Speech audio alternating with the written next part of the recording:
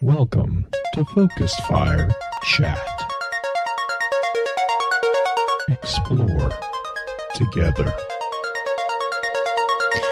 Welcome back for episode 86 of Focus Fire Chat, recorded live on May 25th, 2017 on twitch.tv. Big shout out to the live chat here. Thank you so much for spending your evening with us. This is your host, Blue Crew 86. Justin actually had a last-minute schedule change that prevented him from jumping on the show tonight, so I want everyone to be sure to give him some grief and some really good snack gifts over on Twitter at JustinSane0516. Mel is actually also out. She is currently busy at Fanime, so if you're in the San Jose, California area, be sure to swing by that this weekend. So be sure to let her know that we miss her over on Twitter at The Wind of the Stars. And then from the depths of the madness-inducing mind maps, we are joined by our favorite Gunter, the one and only green-eyed music lover. Green, hope you're doing well. How has the week gone for you? I'm here. Yay, Justin. Mel, sad. Sadness from missing those guys. But no, my week's been busy. I'm almost finished with my nutrition class. I've got like one 1,500 word paper left and some questions, and then I'm sending that jerk of a poop of a thing off, and I'm done. I'm done with it. I kid you not, Blue. It's a self-study class. Oh, those are always rough. Test. Yeah, I'm turning in a book. You messaged me the other day and you're like, 3 more days. I was like, 3 more to the weekend? Like, what's the deadline that we're operating against? I have no idea what 3. It's like, are you leaving? Like, what? No, God, it's just rough. It's just rough. If you ever have a nutritionist or you talk to a nutritionist, the type of crap that they have to go through to get certified for that, it's harder than my 5 years of going through college in this one at-home class. So thank them, give them a hug. It's give them a hug. Something, because they've gone through a lot. Well, in the guest co-host spotlight tonight, we are joined by one of the infamous TTL gunslingers and a man who is, I'm pretty sure, truly dreading the destruction of our vaults, Goose. Goose, how are you doing tonight? Pretty good. It's been a nice day. We were talking about that a little bit. I'm kind of jealous. I'm not going to lie. You got better weather. Well, I don't know. Our weather today has actually been cooperative. So before we get into the topic, I know Goose had asked to chat a little bit about his experience with the Destiny 2 reveal. And by the way, here's another reason to give Justin some grief because he's not here, and we're going to talk about Destiny 2 reveal, which he was the only one of us who was actually there. So we're kind of out of our league with this one. But Goose, I've heard a ton of different points of view, and most of them have been positive with positive expectations. But what about you? Are you fully on board the hype train to get rid of vault space and the mandatory spring cleaning that's going to force Guardians to go through? Yeah, man. It's fine. It doesn't bother me. I tell people all the time right now, make the hard choice. Whenever I see someone who shows me a cluttered vault, my first reply is, you're not making enough hard choices. And I get it. I mean, a part of me really wishes I could play Destiny without having to deal with loot. Right? Mm-hmm. But it's a loot game. What did you expect? So, I mean, just shard it. You know what I mean? If you're playing with guns that sound great, perfect. That's your game. Go play with the pretty, the guns that sound great. If you care about their percentages, use them. Check it out and see if it's good. If it's not, throw it away. I have like 60 items. I love that function. That is my favorite function that you guys have on there, is to be able to see the stats of the all of that, the intelligence, the strength. That made my cleaning out the vault so much easier, because I'm like, that's crap. Oh, that's not too bad. That's crap. And it's color coded. I love colors. It's great. It makes it so much easier. If you have a moment of indecision between two items, you can compare them to each other. Mm-hmm. Like if you click on an item and there's a little square next to the name in the pop-up, you click on that and it brings up this comparison dialogue where you can add items to it and see how they stack up. So you can compare apples to oranges, and you can see how, all the pulse rifles work, how they compare to each other. You can compare with an archetype, you can compare within the same class type, or you can compare all of them. So that's a very good feature. It's a bit underused because it's hard to discover. We don't really do a great job in terms of elevating all the features, but we do have an item comparison tool built in DIM. That's pretty cool. Make the hard choices. All right, so we've had 1 million users use the app. Nice. And it's 1 million plus now. I mean, that was like a couple months ago I checked. And 300,000 concurrent installs of the Chrome extension, plus everyone that just uses the website. One of the things that we've always been very sensitive about is it's a free app. It doesn't have any ads.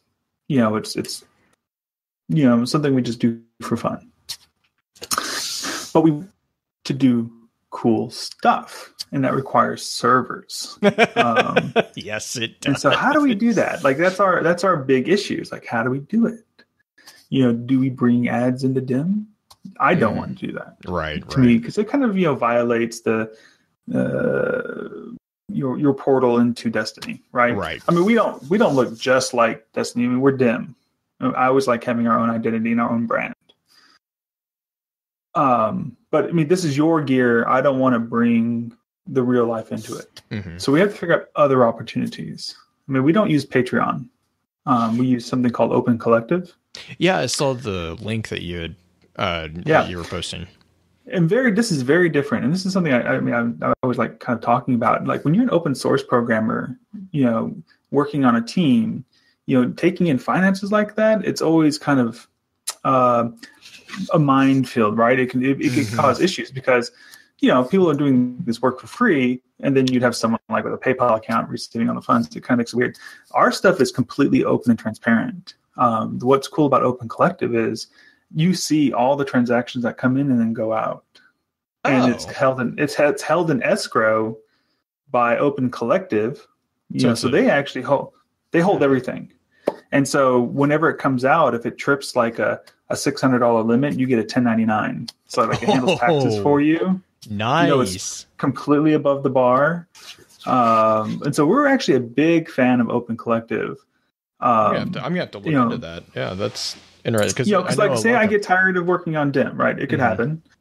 If I roll off, where would the money go, right?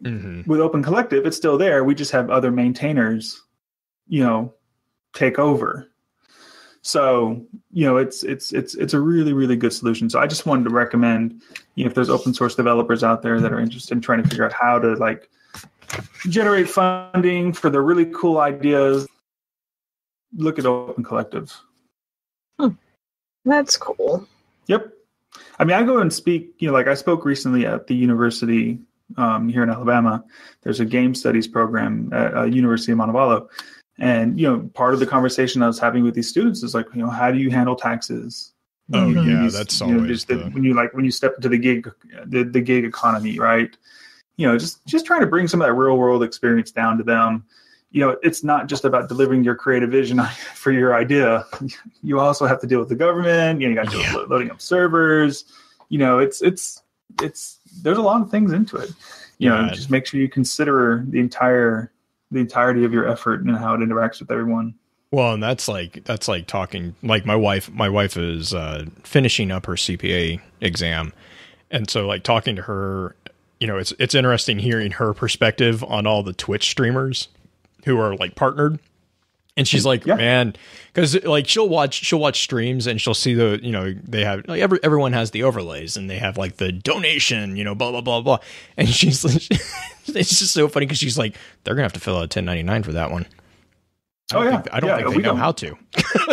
It's like, I'm like, and apparently at TwitchCon, that's like one of the most popular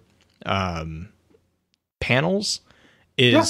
How, and the problem too is that apparently the CPAs don't even, like, the IRS and CPAs don't know how to handle content creators like this because they've never, it's a new thing, and so they're everyone is confused. I treat it like tips, right? Yeah. But it's also income. So you have to just announce it as income. I think that's what she said something. Yeah, she was like, it's technically income, but then it also depends, like, if you're, because it's all dependent also on what you report under as, right? Right, of course. Yeah. Yeah. People call it a donation. Like, you can't, I don't think you're allowed to really call it a donation. It's I think there's a limit, because I know, like, as far as, like, quote, business wise, when we give gifts to people, like, they're like, yeah, your gift can't exceed this amount of money. Like, well, that means that I can give you a pencil. It's like, I hope you enjoy your swag. Yeah, it's like, take notes. Yeah, pretty much. Oh man. Yeah, and some people are actually pretty smart about it, right? You know, that for example, I mean, if you incorporate and you make an app, then you can funnel that through the incorporation, but then you can also write off your environment that you build app in. Right. I'm just saying, I mean, things you can if do. anything happens, that's gone. You know, then it's incorporated. You know, and so then, you know, if anything does happen, the incorporation takes care of that. You know, sorry you lost that Gallahorn. Destiny Item Manager LLC. We'll take care of that for you. What's that monetary worth? Yeah, sure. We don't have any capital, so you can have it all. Here. Yeah. I just remember your conversation about the potential for a dim go. I saw that. Yeah, no, I was just joking. Yeah, like, hey man, how can we get you out of that chair, man? Make you go do a lap before you can move gear again. That would be cool. I'd be down for that. I saw that conversation. I was like, oh. I've seen several streamers, you know, do games where they have to do push-ups. Yeah, And so, like, there you go. Okay, well, all right, I'll work this out. Let's get your fitness tracker integrated. If you do that, I would be so happy. I would love that. You earn transfer bits based on your heart rate. Yes. That's it, guys. That's how we solve our server. That's your server problem right there. Coming to them. You can thank Focus Fire for that, everyone. Please do not send me hate mail for this. Green is now elevated to Justin's level of ruining everything. Oh God! Yep. It's all green items are free to move. If you can pick them up, that is. Yeah. So that's right. Well, maybe you know, you remember every time like a new expansion goes out, and greens are amazing all of a sudden. Right? They're the best weapons ever. That was one of the biggest disconnects when I think it was like House of Wolves when it really hit me first when that happened, and I picked up like a blue, and I think I was in just Legendary at the moment, and I picked up the blue item, and I was like, hang on, wait. Wait, what? Like, it actually took me a minute to like process that. Oh wait, I need to actually go back to the old one. Guy. It was a hard moment to take my Gallahorn out of heavy slot. Oh yeah, you know, but it happened eventually. You know, but I held on to it like into the 220s, and then I was like, nah, this isn't good anymore. this is taking up space. Make the hard choice, right? Yep, make the hard choice. I kept one of them. Well, I know you said that you had wanted to chat a little bit more about the Destiny 2 stuff as well. Yeah, definitely. So what was your response to all the hypes and everything? How was it? You know, I can start from the beginning. So, you know, you come up and it's the hangars are there, all kind of queuing on the outside. You see the red carpet. And so, you know, this is an incredible event. You look around and you see the who's who in the community, right? And you see some new faces you don't quite know. And those are app developers, right? You never see those guys. You don't know what they look like. So it's, you know, we wore T-shirts that we made with the DIM logo so that people might recognize us. That's a very smart move. You know, Yeah, we tried. Like, we don't stream, so they don't know. But we bumped into so many people, and so when we got credentialed and we were queuing in, and you walk in, and it's like, the Traveler is hanging from the ceiling, and you hear the music, and it's like, oh man, this is amazing. I mean, and I got to be like, I was in the middle on the third row. Oh, nice. Perfect seating. You know what I mean? Mm-hmm. And I'm looking around and I see T-Rex and I see the guys from Destiny Tracker and Guardian Theater and so I'm in good company. You know what I mean? And it's ticking down and you see 777 and like, all right, the magic moment's coming near, and then it gets started and it's like the Zavala cinematic. Mm-hmm. And it's just like, it's emotional. Like it's like, wow, this you've lived this, right? And you see Zavala kind of moving through his trials as a guardian, gaining his armor, becoming the guardian we see in game, decking that fallen, and using his AR that he picked up, right. And it's like, I mean, this is so badass, and the whole point I made is it's emotional. Like you can feel the whole crowd cheering around you, and it's just a very special moment to kind of be there at that time.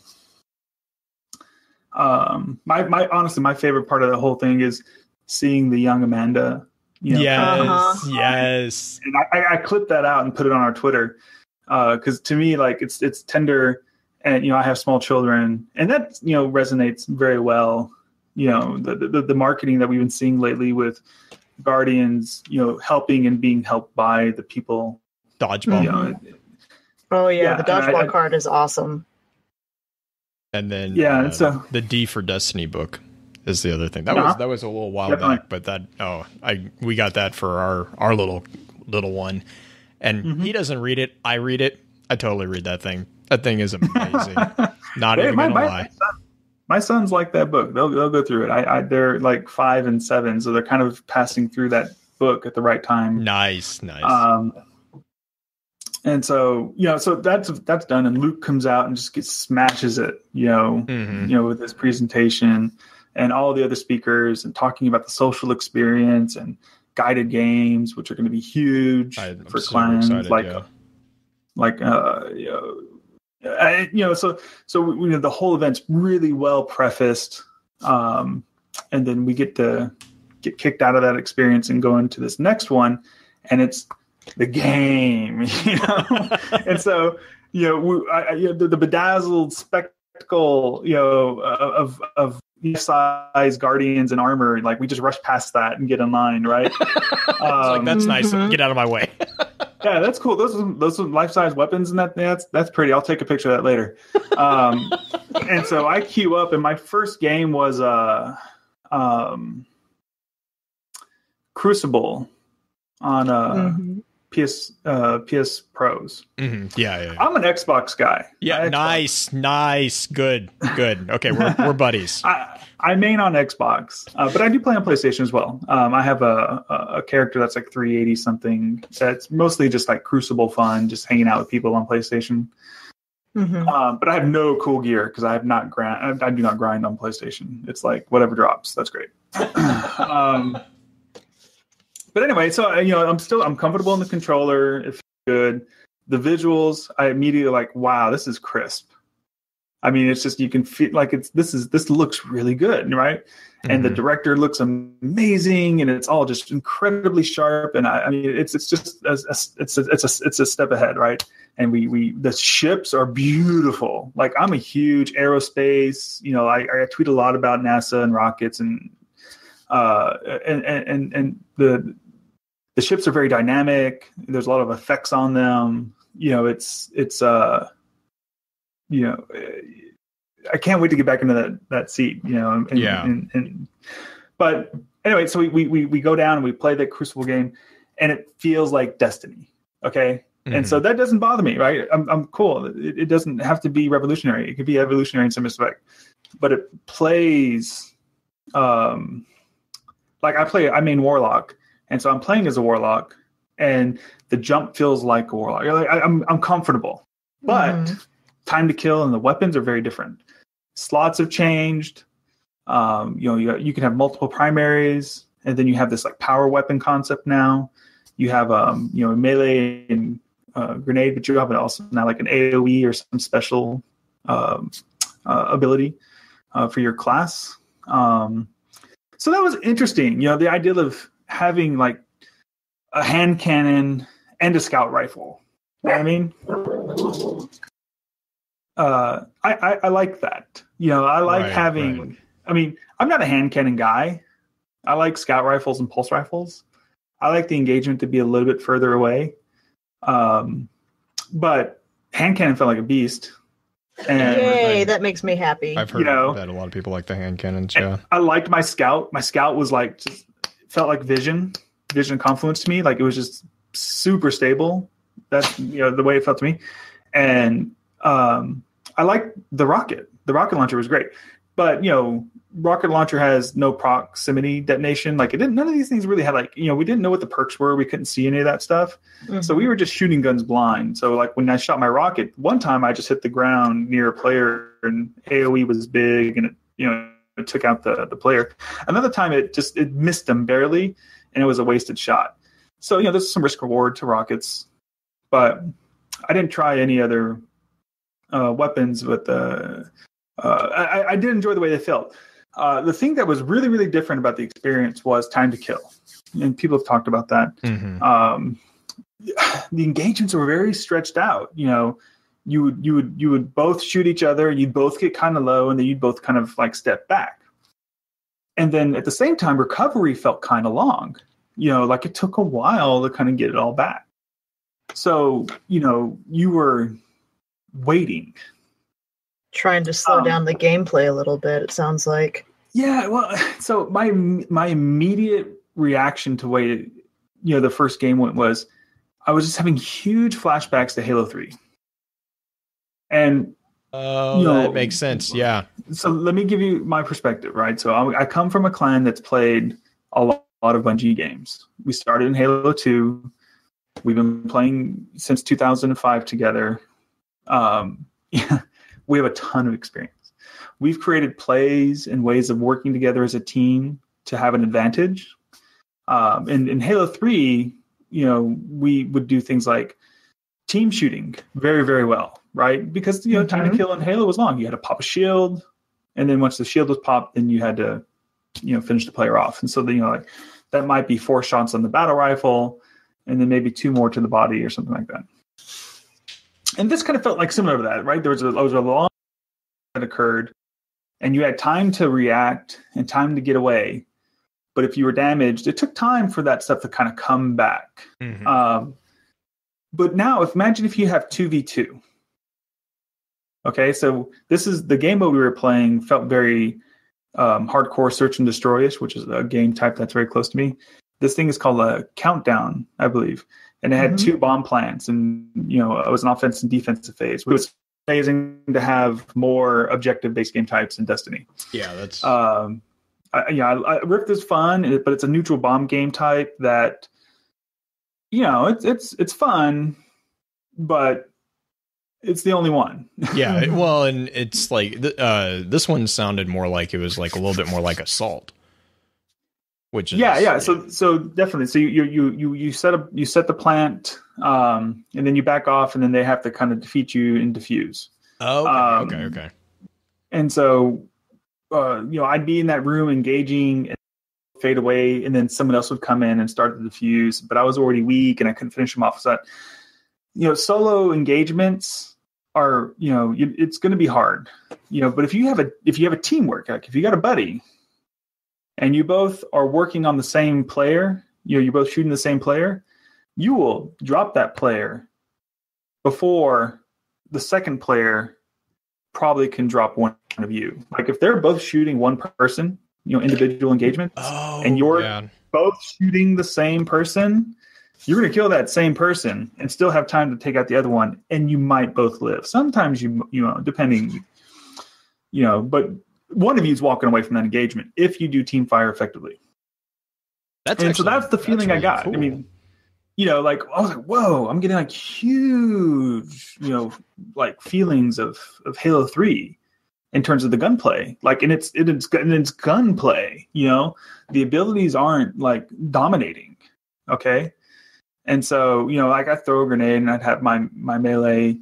Now, the one thing that was interesting was the abilities that, Warlocks had like a damage and healing AoE that was kind of like in a small circle, which was great. I mean, that it would work in certain phases, but it wasn't, dominating. Like you could still be worn down off of that. So think of that as a brief overshield from Sunsinger, when you do your melee.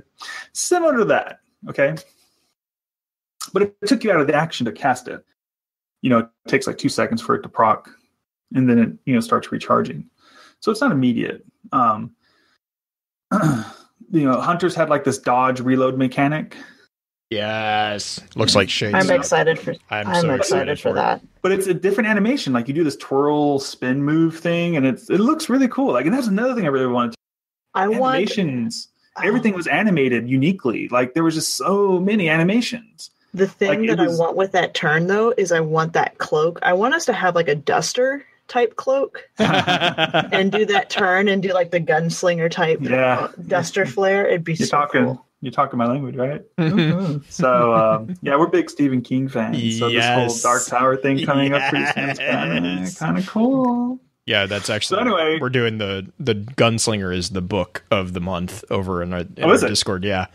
So Green is getting a crash course of asking questions and being like, well, we don't want to ruin the series, so we can answer you, but no answers at all. It's just like, well, I might as well just listen to the book and like twirl my thumbs at the chat because I'm not going to get anything out of anybody. It's not going to ruin it for anybody. But my favorite thing that stuck with me is Roland spitting on that guy's corn. Okay. And it's like, I remember, life for your plants. Don't waste the water. Yeah. Anyway, and when he's leaving. Yeah. So it's an interesting book. I like it. So so for D2, there are animations for everything, particle effects, the explosions. I mean, visceral light in the campaign. I mean, it's a new experience. It's still Destiny, right? It's all the fun stuff that feels good about Destiny, but it's different. It's evolved. It's, they got some new mechanics to learn. It's just, it's something new, but it's still Destiny. That was my takeaway from the Crucible event. I walked away from that game and I was like, yeah, okay, I want to do it again. And that's all that matters. That's it. I mean, that was at the end of the day, like it was fun. Like I had a great time. I don't need to play D1 with 4K textures, and I mean, I've had that experience for 3 years, and I'm ready for the next thing, and I got it, and it was fun. After that, I did. I networked, and I met a lot of people and talked about DIM to as many people as I could because. For me, it was like a big marketing event. Right, I was like, let streamers help us talk about DIM because we don't have a marketing budget. And so it's through streamers that we get the furthest reach into players to help them understand how we can help them. So I was really just doing that conversation. Then later on, I worked on a campaign, and so I got to play campaign on PC. And nice. How's the PC feel? I like it. I like it a lot. It's fun. And, I play with my friends. And my friends are on Xbox. And that's not going to change. But it's fun. And if you like playing on PC, you might have a good time. So I liked it. It was good. And the campaign was great. Let me tell you, the first level, it was just, my favorite Destiny 1 story mission was when we opened the array. That felt like the most fleshed out, dynamic experience, things happening around you, like you felt like you were making a difference. You're taking on the assaults, that was a great D1 mission, the array. Homecoming, ton of that. I mean, you're stepping up and, the tower's crumbling around you as it's taking the assault. And then, the Cabal are landing and, you're just standing in Zavala's shield. So you have NPCs that are doing things and Zavala's generating orbs, right? I mean, he's not standing behind a table. Mm-hmm. Zavala's in the fight. I'm excited. Yeah. Ikora's throwing a Nova. Which is evaporating people, right? And then she's mad. You know what I mean? And she jumps on that ship and she blows out the engine and just she rides it down like that movie. What's the name of the one with the nuke? I just lost it. I keep thinking of Sergeant Pepper's for some reason, but that's wrong. Anyway, but you know what I'm talking about, right? There's that old 1950s, cowboy riding the nuke. Yeah, I just got that's all I can think of when I see Ikora riding that ship down.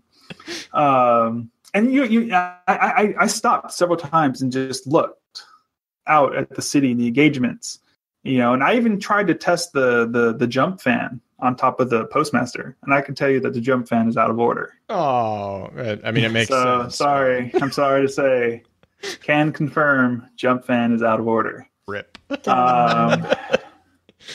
I also heard that the purple ball has been deflated. Aww. Purple ball's gone. Sorry. What about the soccer ball? The soccer ball's at the farm. But the purple looks a lot bigger. Yeah, it does, and you get fireworks apparently. I didn't check the vault, and that's my one regret is I didn't take time to check the vault and see if there was anything going on over there. I was too busy just handling the excitement.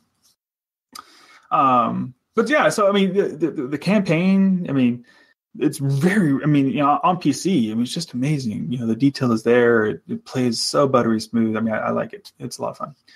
And the experience is very rich. Looking around you, it's not like looking off in the moth yards and seeing a couple of low poly textures off in the distance. I mean, it's violent in the sense of there's so many things happening. There's an assault on your eyeballs of light and color, and it's pretty cool. And then that whole cutscene with Amanda picking you up, and you can kind of feel that tension and emotion of her looking at the traveler, and she has some kind of connection with the traveler, that's a little bit deeper, and you get it, right? I mean, so I mean, it's pretty cool. You can kind of see, Bungie's, writers and storytellers now have a tapestry built upon D1 and our experience with it to tell a story that they don't have to backfill with a ton of information. Right. You know what I mean? They don't have to tell us who Amanda is. And, we know. So I have very high hopes for the campaign in Destiny 2. Oh, that's, and, I hopefully gets back. I don't know. But the number of times that, emotions were triggered was significant. They did it, several times through their characters, through Zavala being in action, through Ikora being mad, Amanda, hoping, for something to happen, for the traveler to rise up again and save us. She's heard the stories, and they need it. Who know? I don't know. The speaker's gone. It's anyway. There's. I such a small taste, and I want to know more. And now we have this this Bane bad guy, coming by, laughing in the distance. Yeah, like Bane rolls up in Chicago and took the city away, right? Mm-hmm. And is doing his own experiment on thought experiments on people. Yep. We it's kind of the same feeling. That's what I took away is. You got this big, Gary guy, taking control of the traveler, and what's going to happen? I don't know, but I'm really excited to find out. So for me personally, campaign story. It's such. I want to go someplace, and I want someone to take me there, and hopefully that'll happen with D2. And then lastly, I played the Strike. And it it plays like a strike. It's it's a longer form experience. You're probably expecting half an hour of the engagement. And it has mechanics in it that will prepare you for deeper, like raids, right? I mean, that's for me what strikes do. Yeah. Is they kind of that was kind of what they introduced with the Taken King too. So it's glad to see that's kind of coming back. Totally. And so in this one, it's a varied engagement. We get fighting each other. We have a chance to try out longer range weapons like scouts and snipers, etc. Heavy and special. I mean, heavy drops are occurring more frequently, and special drops. So you have, I'm swapping weapons to try them out, and I could say, I mean, they all feel really good. They're all fine. The only thing I didn't really care too much for was sidearms, which is in the primary slot. Oh, that's odd. Didn't feel like it was doing a lot. Yeah, I guess that makes sense though, because it's kinetic now, right? I believe so. But anyway, it wasn't hurting them a ton. Yeah, maybe it was popping shields, but this is not doing enough damage. Miniguns were fine, but like close quarters, I mean, they all have their spaces. We'll have to all figure them out later, but everything felt good. I mean, that's Destiny, great gunplay, and I think they all felt fine. But in terms of the strike, there was a lot of running because it was a very long strike. So there were some parts of it that was just a lot of jogging. But the engagements were very fun when they occurred. There was some platforming, long jumps, but then there was one part where you storm, an area, and I always like that kind of, the Halo landing on the beach and storming it from the Covenant, or the assault when you're on the array, all the ships landing and trying to come to you. I enjoy those kind of siege moments, and there was one of those. How was the music for it? Music was good, just variety, some war drums, some more eloquent music. So what you've come to expect still remains, and it's actually a little bit different. Different people are behind it now than there was in D1. So personally, I think there's more variety in the music I heard. The fabric was a little bit bigger. That's good, actually. Yeah, so I was actually taking away from it, some militaristic parts, some softer, some more inspiring. And I'm a huge composer fan. Like Bear McCreary from Battlestar Galactica and his work around, synthesizer, how he uses synthesizers to generate their tapestry for, episodic content. I dig that, that's the kind of stuff. And so I'm a huge fan of, OSTs from Destiny, and the music was good. I can't wait to get the whole thing right.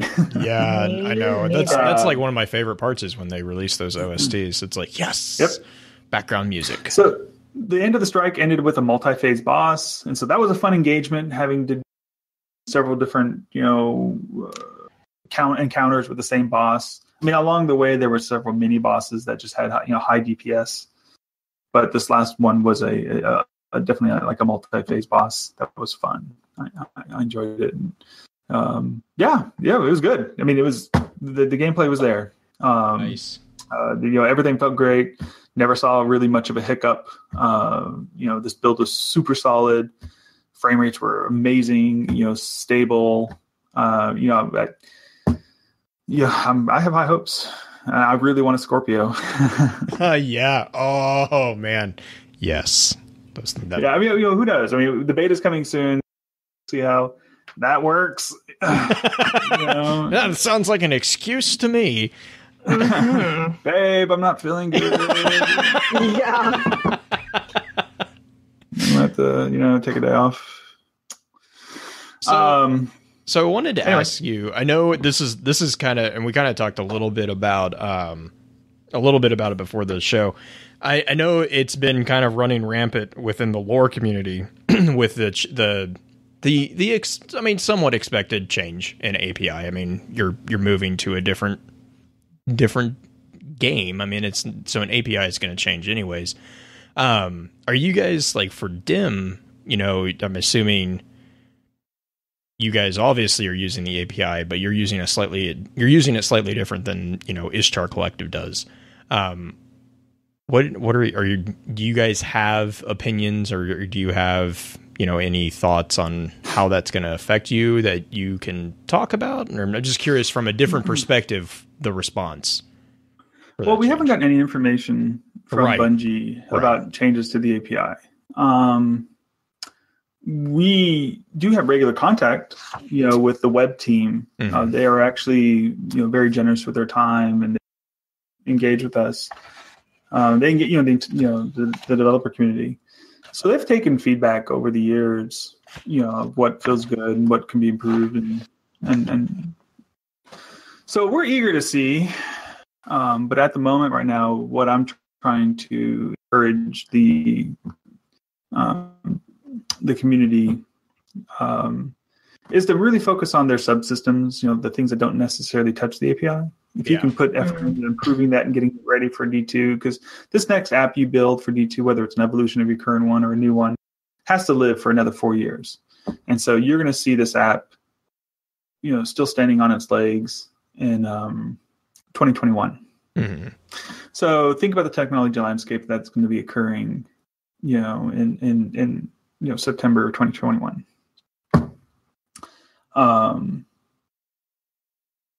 So we are, working that out ourselves within DIM, because, how does Destiny Item Manager evolve into that landscape? Do we have continuity between the current client and start developing a new client to backfill? I mean, that's what I'm working on right now. So, we don't have a lot of, insight into how. Right. No. I was just wondering. Are you one part of that is if they give that to us, we can actually figure out a ton about the game. What? You can get information through that? Yeah. I would tear that apart. Who wants to know the ending? No. Yeah. It's we see activities. Right. We see the grimoire. We see. It's all on the same. I'm assuming it's all on same related. It has to be on related tables. So and it's like a 7 megabyte metadata. It's a 7 megabyte database that they give us. So that first part when you download DIM and it says it's building a database, I'm downloading that from Bungie and taking the pieces we need out of it. Mm-hmm.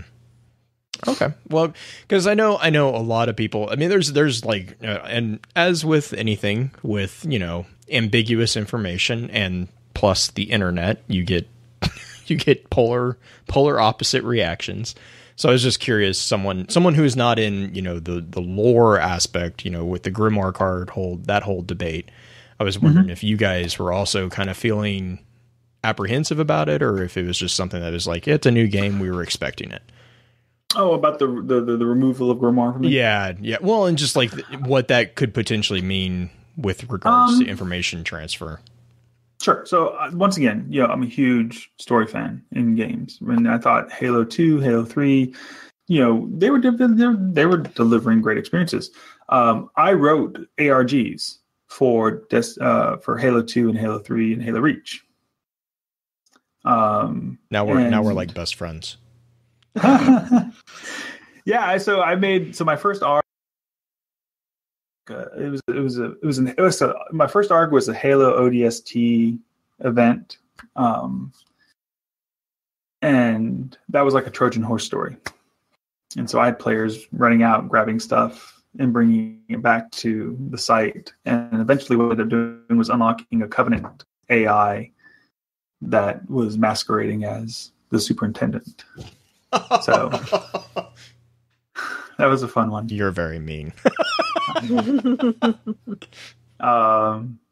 And then the second one was a much more elaborate Halo Reach ARG that had hacking challenges, crowdsourcing challenges, puzzle challenges, and that was more of a discovering Oni knew that the Covenant but was suppressing that information from the citizens of Reach and was using all the lift capacity to save their military research versus saving the lives of the military contractors and their families. Oh, wow. And so an AI discovered it. That AI was trapped, but then there was a third man, essentially an anonymous character, or like there was a revolutionary element to the Halo universe. And so it was these revolutionaries that were on Reach that found the AI with this information and exposed it on, the effort, the story changed at that point, right? Because that's the fun thing about stories, like you can do a pivot, and tell a different story towards it. So that was like, first you discover this and you try to expose it, and then you had this other, pivot towards getting it out. And the fun thing about that arc was there was player choice, essentially, and they could choose whether to keep it quiet and help the military assets and have another chance at saving humanity, or take the choice of saving the people of Reach at the expense of, Star Killer Minds. So I mean, it was a fun arc. Anyway, so story is very important to me, and I was able to do all that work with narrative story coming out of Halo, right? Right. So my opinion is Grimoire was nice, and you guys were able to do quite a bit with it because you had this long form narrative already available to you. Right. But we did great in Halo 2 and Halo 3 with just kind of scraping the narrative that was out of dialogue. And my feeling is there's going to be quite a bit of dialogue. That is very true. That's very true. And they've kind of said that too, right? They've said that the story is going to be in game. So yeah, I mean, there's going to be dungeons and treasure. I mean, oh my gosh, I'm so excited about that. There's going to be lore associated with these things. I mean, it's that's my guess, right? I mean, right. So the surface area is much bigger. So who knows? Yeah, because my expectation is there will be content, whether you have to transcribe it to get it versus having it served to you. Well, and the thing that it makes me kind of think, and again, you're right. We don't know. I mean, there could be text, it could just be all audio. But the thing that it really, really actually makes me, kind of going back to the Halo thing, it makes me feel like it's going to be more like Hunt the Truth. Like you're going to have to actually immerse yourself into the world of Destiny. We're not going to be a breaking fourth wall anymore, which has its pros and cons. But to me, that just is really fascinating because you're going to have to adopt the paradigm of a person inside Destiny's universe. So you're going to believe something, and then you're going to have to find out, oh, actually, this is not what's happening. This is what's happening. I could see that being fascinating and infuriating, but more fascinating. Players are now going to have to take these shards of knowledge that they've discovered and bring it to a central place in the Destiny community. You know what I mean? A community of things combining and coming. Yeah. Well, honestly, I think the Destiny community has proven that we're pretty good at doing stuff like that. We can do that. Right. So it's going to be different. Once again, it's going to be interesting to see, how it all shapes up. It's like it's a brand new game and a new experience. I can't, instead of having this stuff served to you, like it's just now there's opportunity for players to have a moment in Destiny where they found something and they can bring it to the community and say, look what I've gotten. Look what I've discovered. And they're the first ones to have discovered it. And they're the first one. And it's not going to be all day one people who like bash through it and like, crush the storyline. There's going to be stuff on, side quests and things that might be timed. You know what I mean? Like how many times, we've discovered an open door during a public, a daily story mission, and that turned into a whole new experience getting Black Spindle. You know what I mean?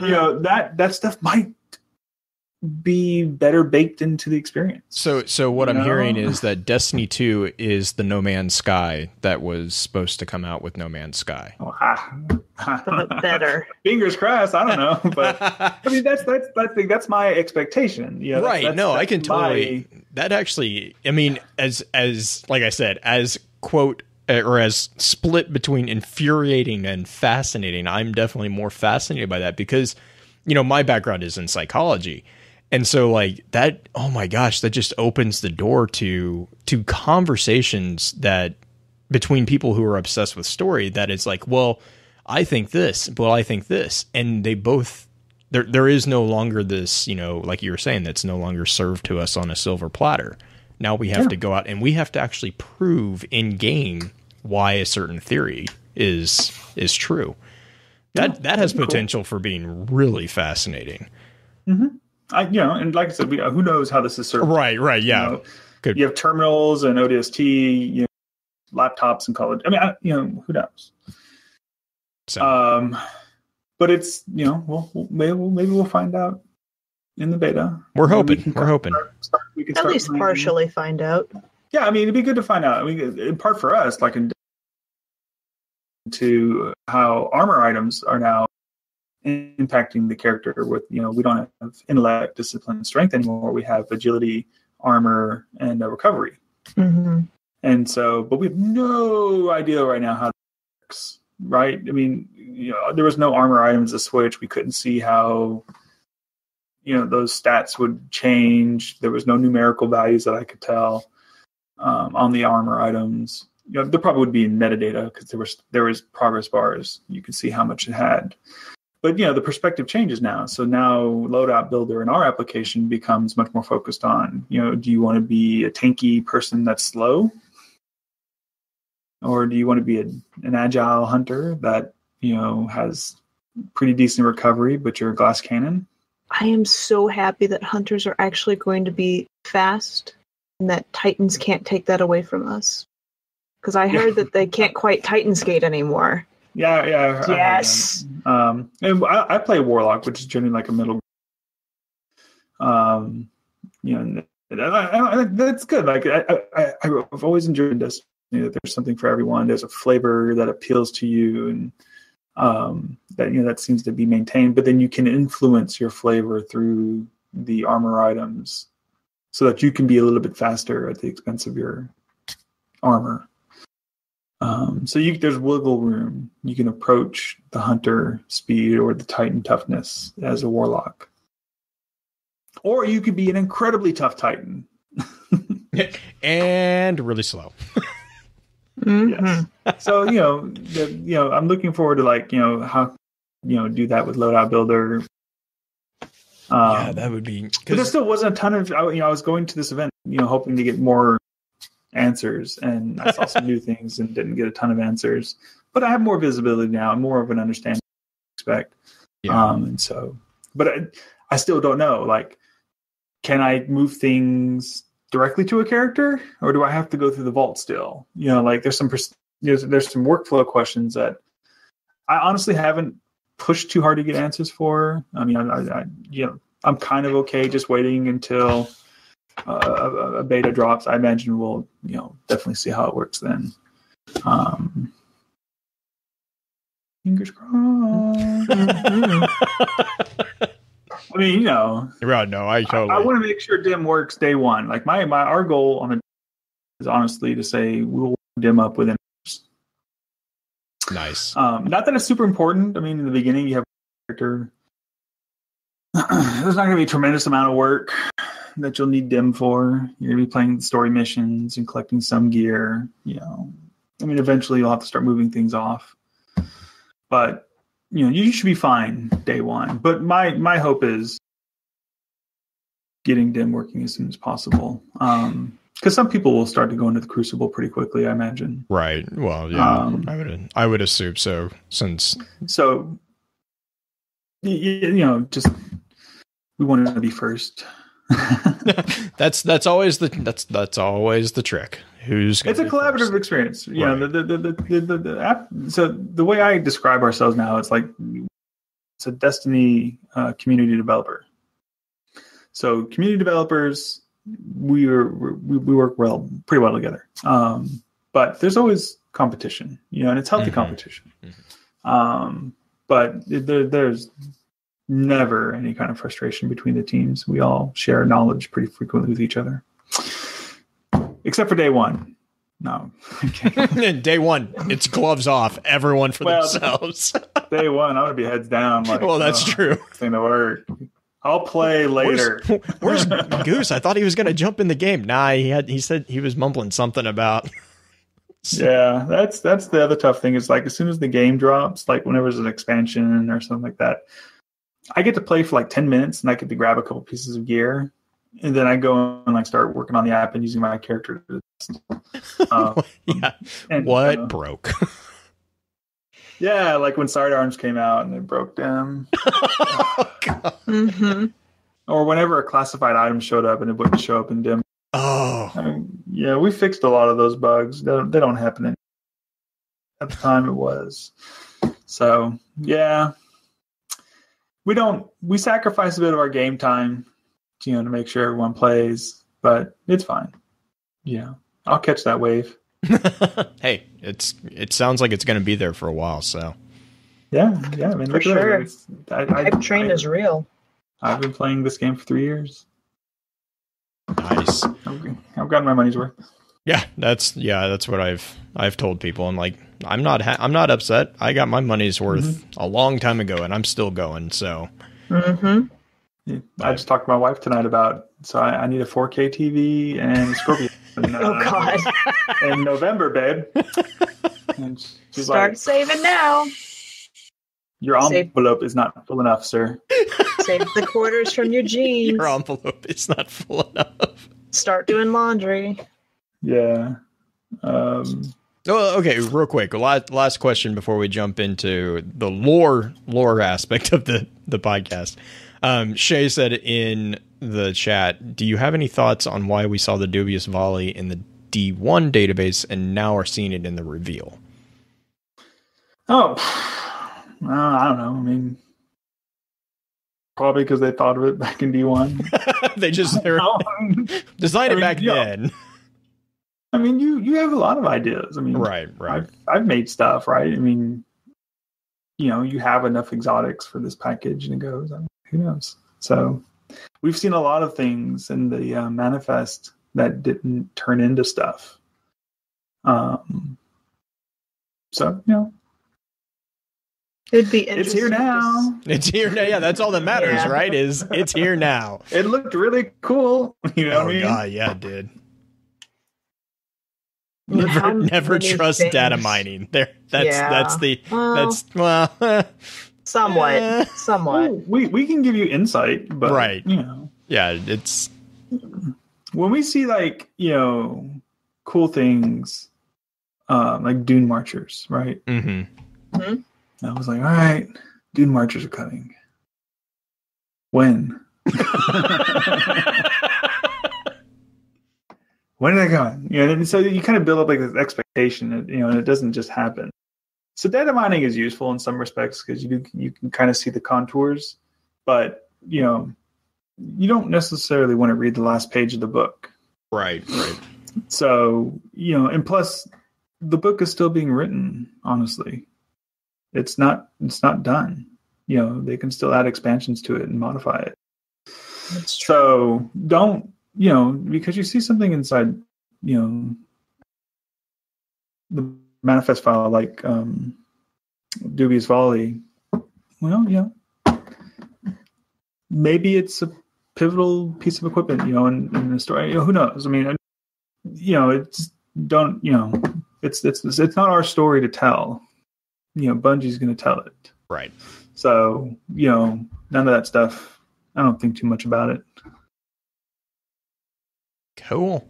Well, did you? And I know you said you had a full load of programming that you were looking down the barrel of. Oh yeah, like I said, there's only like 100 and some odd days left till. I think it's like 104, 105, 4ish, depending on where you live. Yeah. Oh, that's fair so yeah. Definitely want to hop back into the app, so my time here will be short, even though we were here for a while. Yeah, no. Always. Just wanted to thank you for jumping on and kind of giving us your experience, because I know we all get stuck with our heads in the weeds on the story aspect. So it's really nice actually hearing other perspectives, especially with regards to the whole the data. Because I know a lot of people are kind of up in the air about that one. So I definitely wanted to ask someone who is not necessarily impartial, but outside of this particular debate. In the thick of it. Yeah, I'm in a different part of the Destiny sphere. Right. And so, yeah. I say just to sign off. The Destiny 2 is cool. It's a lot of fun, and it's definitely delivering good moments. So I it was great to go. It's tough to wait. Yeah. It's tough. I'll assure you, it's tough to wait, even though you didn't go too. Because it's actually, especially when Justin talks about stuff. It's like, God, should have found that $700 to go get that plane ticket. Yeah. Yeah, it was that's where my 4K TV money went. Yep. But anyway, yeah. So, and then lastly, I just want to briefly just say, we got a new feature coming to Destiny Item Manager soon. It's weapon rankings. Nice. We are going to start working on community-sourced rankings based off reports that users generate. It's not going to be like 1-to-1, like where I make a report and it's a rank 5 and you give me a 1 and we 2.5. There will be analytics to produce a ranking for an item. Cool. We are really close. It's actually in our dev builds. We got some more polish to do to it, but the programmer's on vacation right now. When he comes back, we will push it out into the beta channel. So if you go to beta.destinyitemmanager.com or you use our beta Chrome extension, you'll start to be able to report on your roles for weapons, and you can help us and help other Guardians know when they get a God roll. Nice. Not to delete it. I know Mesa and Bife are going to be all over, Mesa especially. Mm-hmm. Yes. That's our goal. I mean, at the end of the day with Destiny Item Manager, what that we do is for the 80% player. Mm-hmm. Destiny is superficial in some respects. You could just pick up a gun and have a good time. But it's also deep. And you can go and look at the perk tree and micro a certain build, and you can be devastating. So what our goal is to make that 80% player, that passive player that picks up a gun and uses it because it sounds great, we want to make them better by showing them that here's some armor items that have 100% rolls and can give you T12, right? And if you favor hand cannon in loadout builder, you can choose perks in your T12 build that have hand cannon reload, heavy nice. ammo drops. Okay, so you can do all these things just based off the gear that you have on your character. No grind required. We will data mine and produce for you a build that'll give you what you want in terms of your perks at the highest tier level that we can. I mean, tier 12 is not end all be all. You still want great perks, and then T11 is great. And then now we're trying to do that for weapons. So we're trying to guide you towards the meta, essentially, by showing you which weapons have the most potential. Now, it's going to be for PvP, because that's really what we're trying to measure is gun-to-gun experience. Right. PvE, there's scenario-based experiences where, like, you want to have high-impact snipers when you're taking on Golgoroth, or you want sleeper stimulant on Atheon. I mean, those are scenario-based, and we don't really think we can address that effectively within DIM. So PvP, though, we can definitely do that.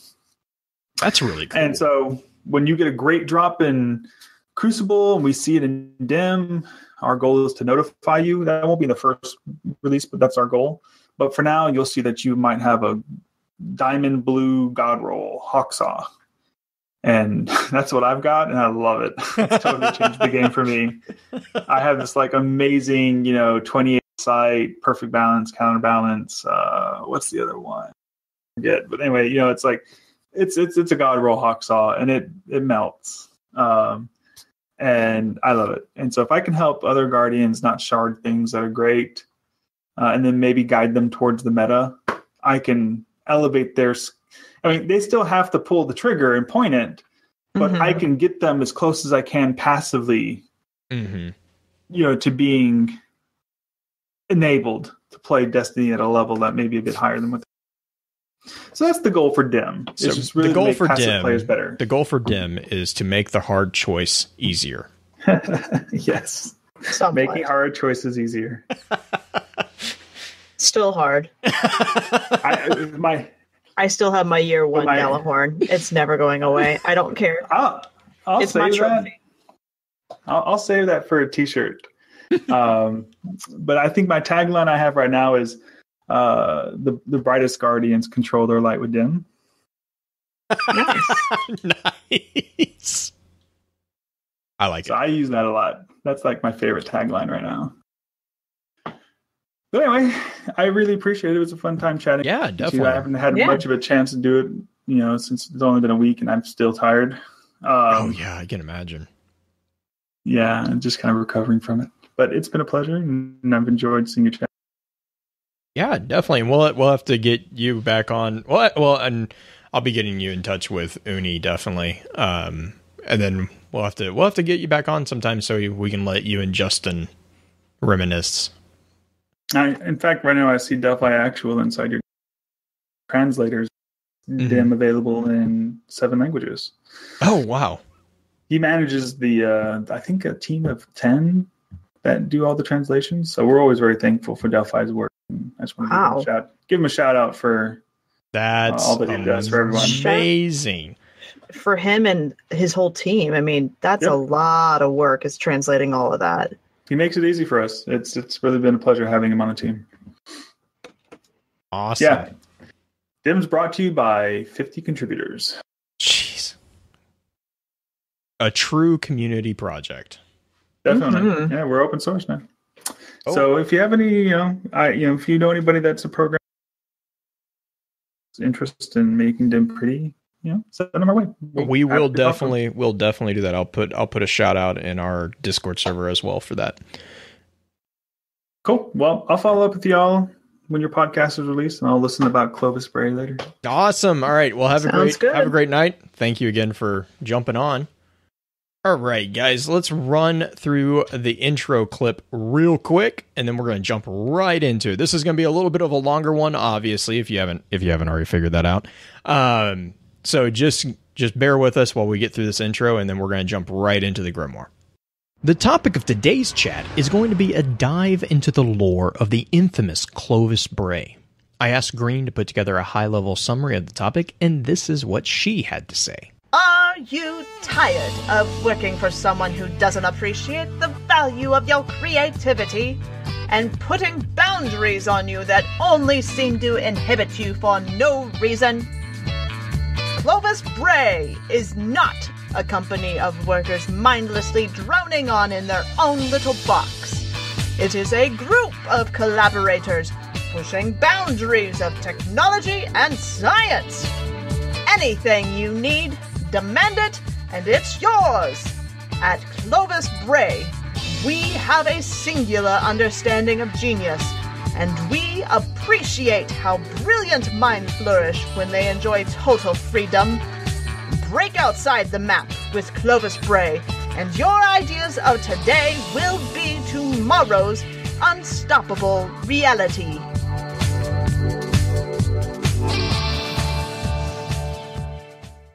Before we get into that, however, I do have a few housekeeping notes.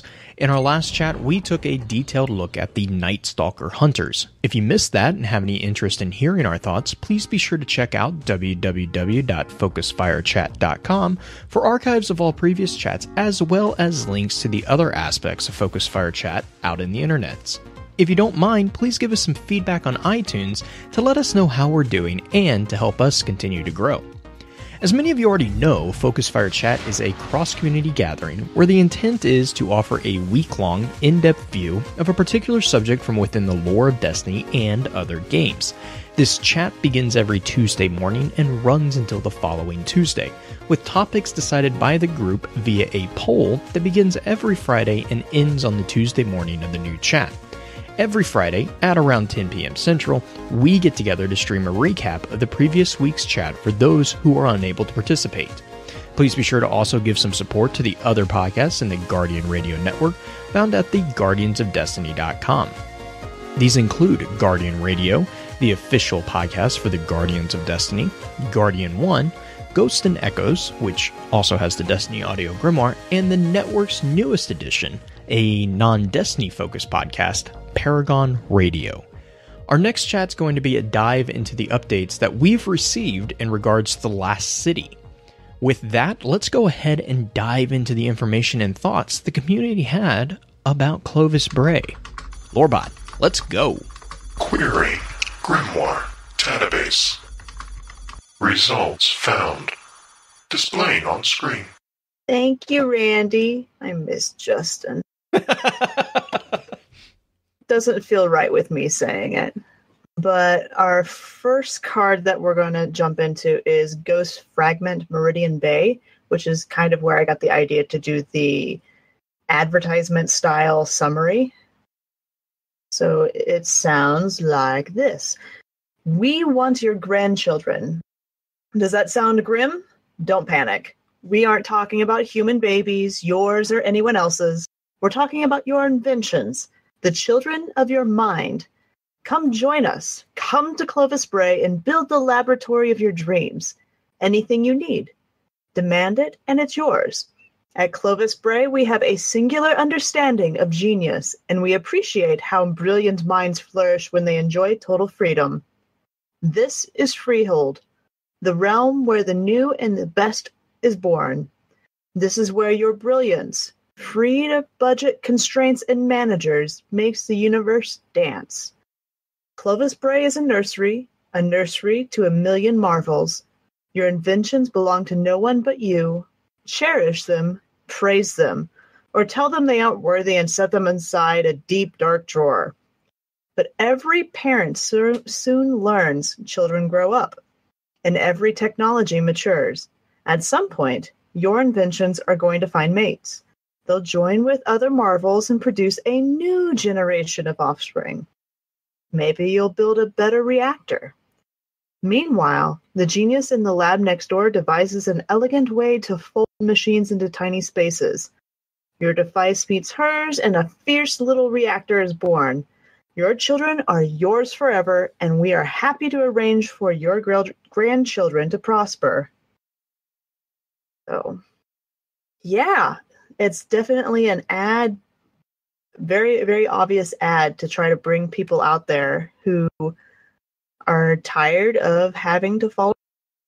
They just get to do what they want and make the things they want, and money is not a question. Clovis Bray is going to pull them in and let them do whatever. Neither is morality. Well, yeah, that's the side that they don't really talk about. But yeah. I can't wait to get into the Sisyphus project. Oh, yeah. I mean, here's the thing is, like, on the surface, I think Clovis Bray is... Clovis Bray had decent intentions. Well, see, I don't... Not necessarily the person. I think the people who went and worked there, the corporation. Well, the people even who went the and worked there, individuals who went and worked there, you know, right. they were like we see that with Shirazi in the transmit, which I'll read in just a second, the transmission card. You know, Shirazi came to, I think it was he was located at Freehold, if I remember right. Like, he came there with the intent of creating a beneficial nanotechnology, and he did. He created a nanotechnology. The intention was to make it to where they can augment people. Like, yeah. That was the transmission. The transmission project was all about enhancing humans to create. Now, and then, you know, side by side, they were also creating the SIVA project, which, you know, I know a lot of people, this is a big debate going on, but SIVA was originally designed as a colonization tool. Yes.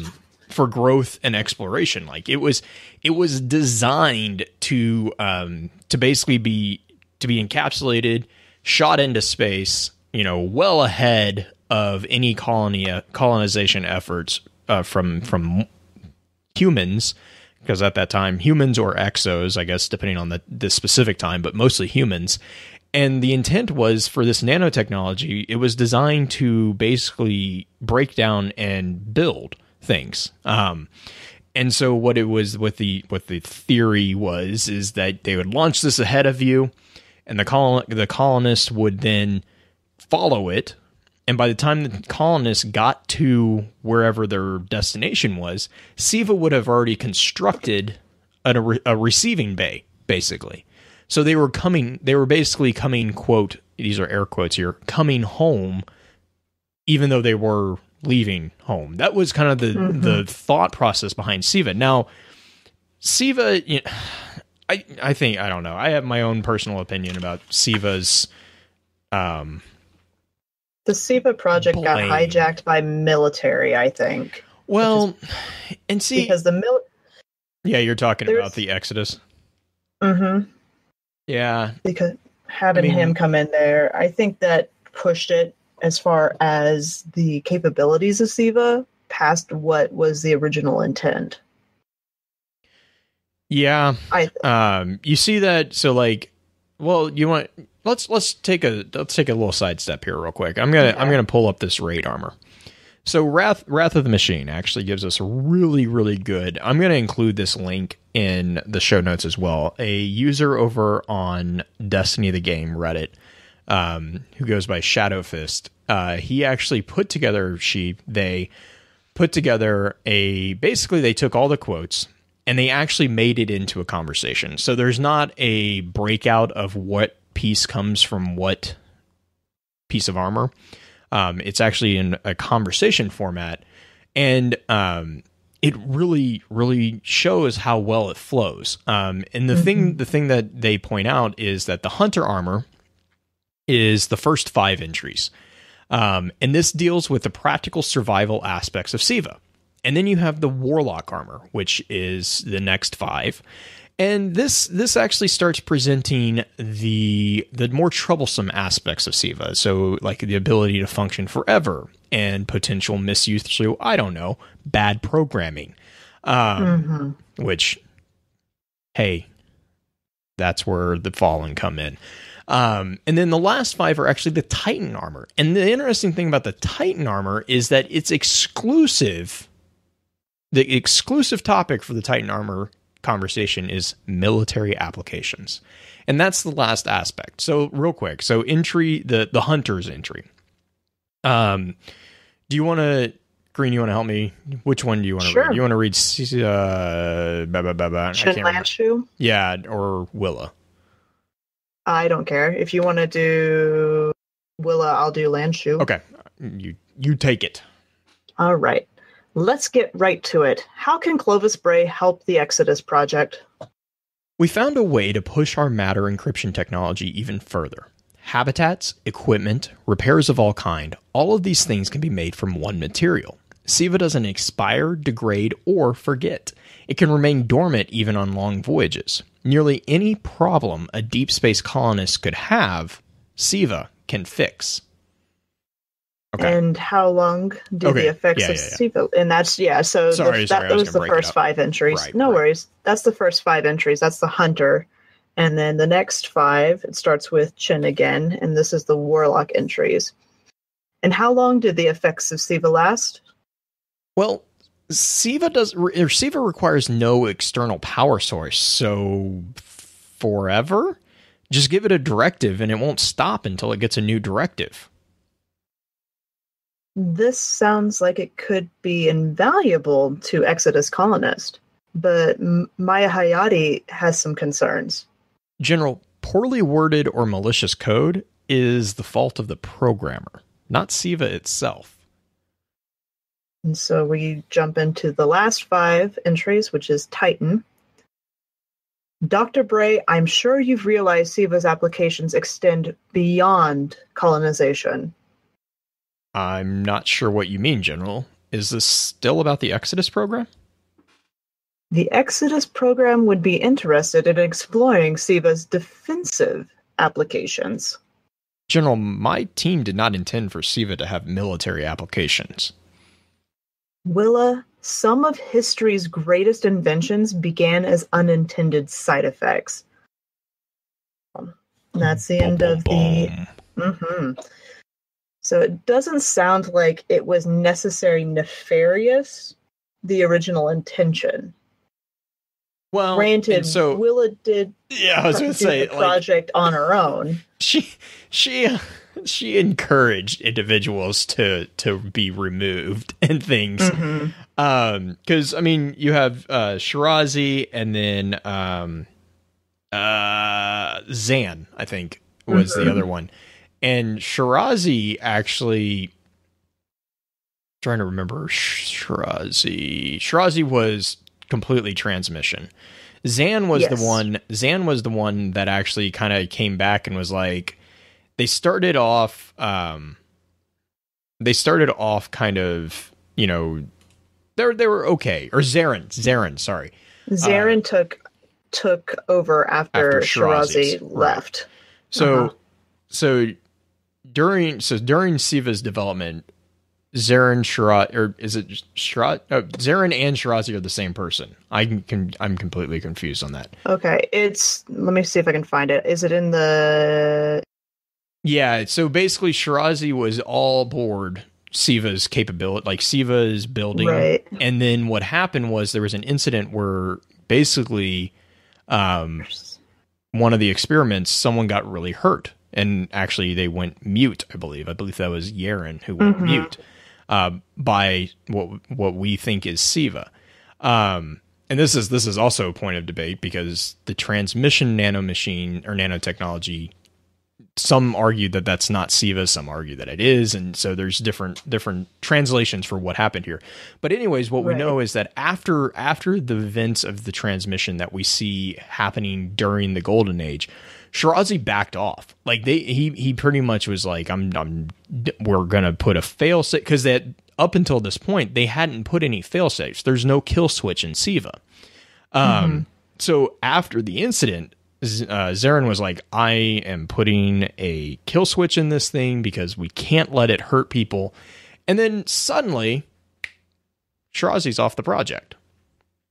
But it wasn't, again, it was the transmission. It was magnificence and brilliance and fortitude and all those different transmission nanites. It wasn't necessarily Siva at that moment. It was the project that led into Siva that gave Willa Bray the base knowledge to be able to create Siva. Right. And then because they hadn't added those failsafes in the transmission project, they had not even thought to add them in the Siva's project. And like they were overconfident and they were like, yeah, no, we're good. We'll control it. And they didn't add the kill switch.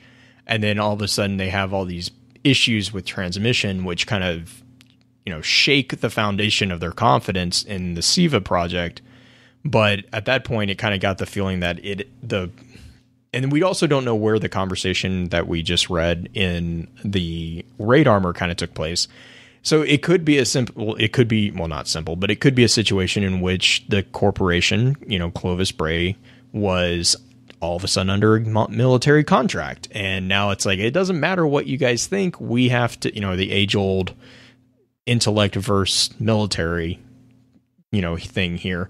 But it's, you know, it doesn't matter how you feel. We got to do it because we have a contract. Well, I mean, it's very likely that they had multiple contracts with the military, considering that they're one of the most powerful corporations at the time. And we know that they, you know, Rasputin and the war mines arguably came from Clovis Bray as well. And that actually, well, let's jump back into the grimoire real quick. We've talked a lot about the transmission. Okay. This card, transmission card, is a quote from Ikora Ray, and she says, "The things that possessed us, they called themselves magnificent, brilliance, splendor, fortitude, and glory, have decomposed and passed into memory. The owl sector, who watch over us with spread wings, are at rest again. While the gifts of Clovis Bray's research were many and valuable, Dr. Shirazi's notes describe terrible things. That they only enhanced our cognition is fortunate, but they were also unstoppable. What will we do when something more harmful touches us?" Dun dun dun. Enter Siva. And the big difference that we know for sure as far as the transmission diseases or nanites is that the test subjects were human. or at least they were not guardians. Correct. They weren't guardians, so we assume they were human or possibly awoken, but well, no, they wouldn't have been awoken either because there was no. Yeah, they would have to have been human, most likely. Yeah, it would have. Now we don't know. You know, we do know that Clovis Bray kind of seeded is not the right word, but Clovis Bray brought colonists to different planets. We actually learn in the Owl Sector cards that one of those could have potentially been related to Ikora, so that kind of points to the fact that Ikora might have been raised off of Earth as a guardian. We actually know that for certain now because of D2 stuff. Oh, that's right. That's right. Because that's the reason she went back to Io. That's right. I forgot about that. Mm-hmm. I'm still processing all that information. So I know it's so much. There's so much to go through. It's great. I know. Yeah, it's amazing and infuriating at the same time. Because we don't have access to everything. Well, to jump from the transmission, so that transmission, was relating to the Golden Age and Clovis Bray and the Golden Age. Now we're going to jump into, well, this is still in the Golden Age. This is actually Ghost Fragment Clovis Bray. And this is an excerpt from the unpublished memoir of Clovis Bray II. So this is Clovis Bray's son. And he says, "My father hated maps. And do you know why I hate maps?" he asked me. I didn't answer. Not immediately. With father, every question was vast, particularly those that looked simple.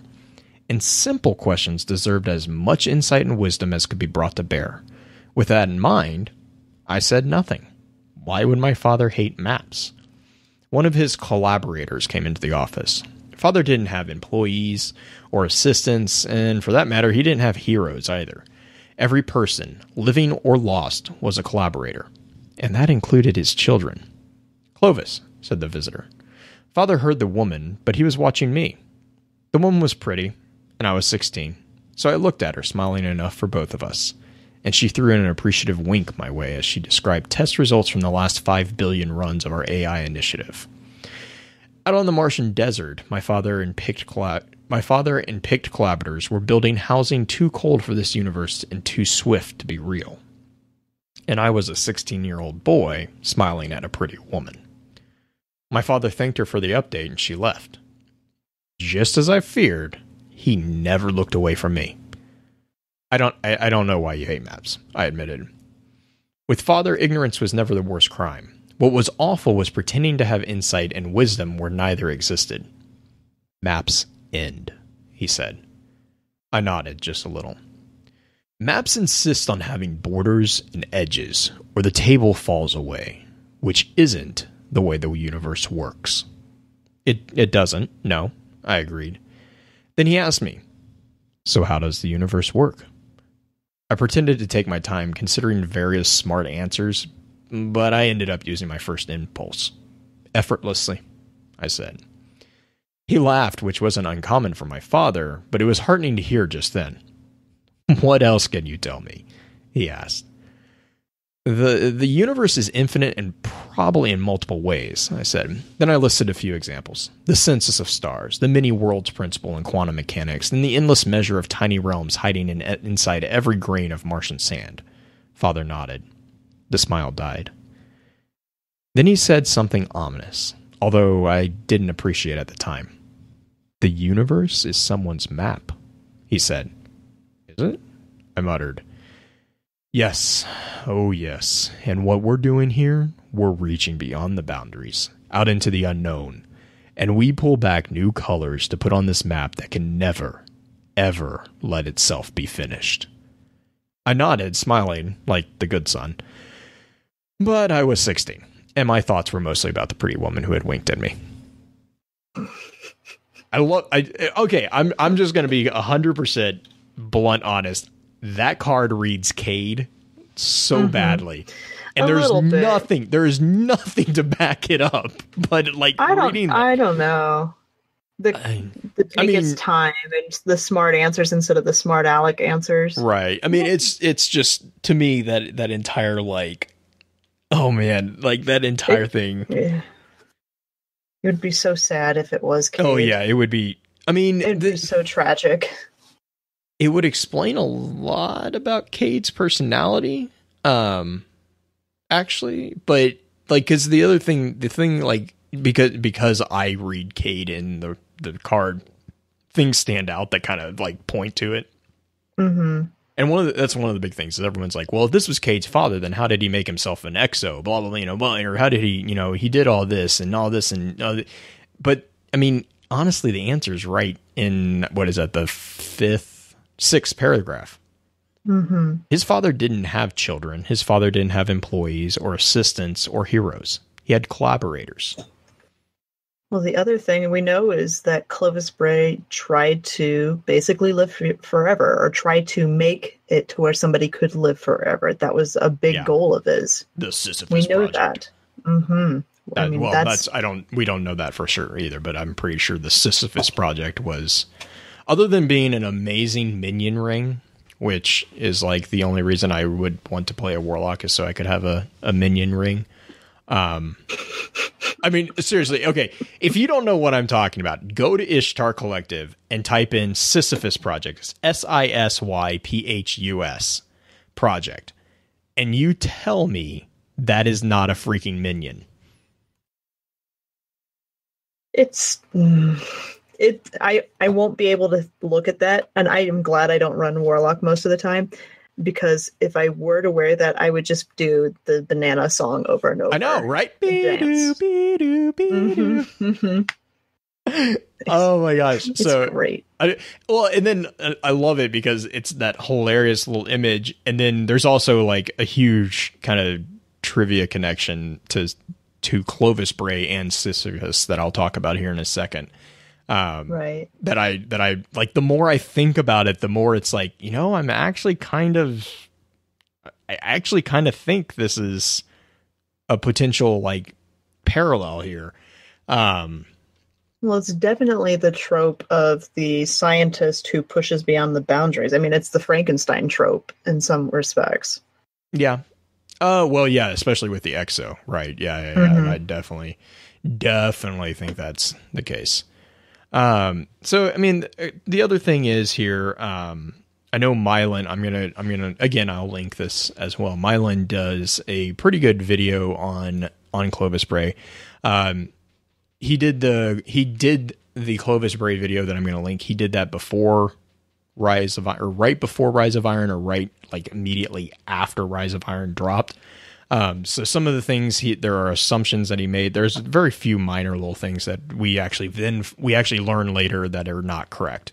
Mm-hmm. But one of the things that he does point out right here is the fact that this card actually points to very interesting things about the universe of Destiny. First off, many worlds principle. Okay, so many worlds principle, that's multiverse. Mm-hmm. That's the theory of multiple universes, which is a big thing. And then there's another thing that kind of gets thrown in here. The tiny realms? Yeah, the endless measure of tiny realms hiding inside every grain of Martian sand. Okay, there's another card, and I can never remember. Is it Ghost Fragment Ishtar Sink? That talks about I believe it is. Hang on, let me pull it up. Yes, Ghost Fragment Ishtar Sink. And I'm going to just read this real quick. This has nothing to do with Clovis Bray, but it's a really fun card because it makes you really think. He says, the box appears to be copper. The red lid is dented, one hinge shattered. Inside waits a small quantity of the finest, driest powder, more brown than gray, more blue than green. The greatest minds in creation make quick work of the material. The powder is weighed by the grain and studied close and remembered. 100 billion bits of near nothing reside inside the copper box, all of them tiny and nearly spherical, all etched with the outlines of continents and islands and ice caps. Each sphere represents a planet, and some of those tiny globes match known worlds. There is one Earth and one Mars, and a Venus too. The box holds renderings of every habitable world in the galaxy. One of them offers a simple explanation. The box is a message. The message is the minuscule nature of the box's cargo. It's the image of 100 billion worlds barely filling 2 hands. But if so, who is delivering this message? What vastness do they wish to impress on us? Is it a warning or an invitation or a taunt? I love the tiny universe theory. It just, I mean, the most iconic one that we know of. We're if you guys don't know that We're a marble on a cat's from collar. Men in Black. Is it Men in Black 1 that does that? Men in Black 2. I think it's Men in Black 2. Because Men in Black 1 was the giant cockroach. Yeah, the Edgar suit. Yay! And the lemonade that wasn't sweet. Mm-hmm. I mean, so here's the couple of things here. Okay, so read that card in connection with the card that we just read with Clovis Bray, right? I could see Clovis Bray dropping this box off on Venus just to screw with Ishtar. But he probably didn't. I mean, it could be. It's probably something completely else. But I could totally see him doing something like that. Well, that's something to think about, too. Ishtar and Clovis Bray being somewhat competing scientific factions. Well, and we kind of know they were from the Ghost Fragments Vex, because Shim makes fun of... Who's the dull one? The dull one? The one that... So you have Maya, you have Shioma, you have Shim, and then... Oh gosh. The one that I always forget. But he had nearly gone to Clovis Bray. And Shim made fun of him for it because he was like, yeah, you wouldn't have been having fun. Like, basically it was like a dig at Clovis Bray. We're smarter than Clovis Bray. We also know that Maya went to work for Clovis Bray. Right. So. But okay, did Maya go? Maya didn't go to work at Clovis Bray until afterwards, did she? Correct, right. She didn't go until afterwards, which is how she and Shioma got separated. And then that's how Maya found the machine, which led to the future warp hold. Because breaking the rules is what Clovis Bray likes to do. Oh, yes. Yes. Breaking the rules and going beyond. Sounds like a good it sounds like the description of the machine, actually. Because we want to see beyond the edge of the map. So yeah, that's the other thing is like, and oh my gosh, the entire like head twist at the end where it's like the universe is someone's map. And it's like whoa, wait, hang on, like it, which is where I kind of get the connection that maybe Clovis put the copper box together. Yeah, because he's like, this is the message. This is the message. We feel like we're the top of the blah, blah, blah, but the tiny world the tiny world theory is we're not. We are nothing more than a speck of sand. Zoom out. Yeah. So and I mean, just intellectually that concept has always been very fascinating to me. But did we want to jump to Clovis Bray? What is it? Ghost Fragment Clovis Bray 2? And this one is actually the replacement for Dr. Shirazi. There we go. Dr. Shirazi. It's their replacement. And actually, we know that it's a male, but we don't know who necessarily, do we? I'll look. But I don't, off the top of my head, I don't. Yeah. Look while I read. And this guy is coming in, and it's his description of what he sees, essentially. And it goes like this. These spires soar like birds into the dusty pink sky. I marvel at this. My new home. The planet I've dreamed of since I was a boy with a telescope. Peering at that warm red light. Hope of our overcrowded planet. What I've been working on will solve all those problems. Developed in these laboratories, Built to my specifications by my hand-picked team, these nanites will double, triple, maybe even quadruple construction rates, reduce colonist casualties, and serve us in our spread across the system, then across the stars. Our first replication chamber sits beside the Cosmodrome, ready to outfit the colony ships. Dr. Willa Bray herself came to congratulate me. You'll be able to expand soon, she said, into the space currently occupied by the Shirazi lab. Are they relocating? I said. Moving on to other opportunities. I can't imagine a better place to be, I said. Yeah, there we go. Dr. Zhang. Yes, and that's from the Dormant Siva Cluster Clovis Bray 1.7. It's like that conversation that you just read is actually kind of the same conversation that this one says. It says, does the new research facility meet your expectations? So it's a continuation of that conversation. Does the new research facility meet your expectations? It surpasses them. We presented you with this sample of SIVA on your desk 6 months ago, and the speed of our prototyping was the direct result of our generous budget. Clovis Bray prides itself on its talent and liberality, Dr. Zhang. From construction workers to researchers, we treat our staff royally. So Zhang is the creator or like the prototyper of SIVA? Oh, because see, like, I kind of read, hang on, let me see. Because the way that he says developed in these laboratories built to my specifications. Right. So he kind of built the idea of it. By my handpicked team, these nanites will double, triple, and maybe even quadruple construction rates. I mean, that sounds like SIVA. And then we know from the Clovis Bray. Right. So if you go back to Dormant Siva Clovis Bray 1.3, this is, well, actually, I think 1.1 actually. Yeah. Okay. Actually, I'm going to correct myself again. 1.0 is where Zarin, who is Shirazi, Zarin kind of puts his foot down. He basically, like, he files a protest against Willa Bray for the direction. He says, I can't in good professional conscience recommend further research in this direction without stringent review of protocol and mitigation of the undisclosed lethality risk, which I should have been informed of. And then Willa basically is like, is this insubordination? And he says, no, it's what do they call it? It's a protest.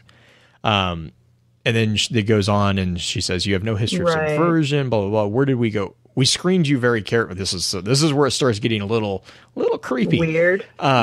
Because she says, you have no history of subversion, Zarin. No marches, no petitions, no action items. We screened you very carefully. Where did you go wrong? Or where did we go wrong? Which kind of points out that Clovis Bray has this surface. This is kind of what I was saying. Clovis Bray has this surface appearance of being like this utopian and this free thinking colony on Mars where you can do whatever you want.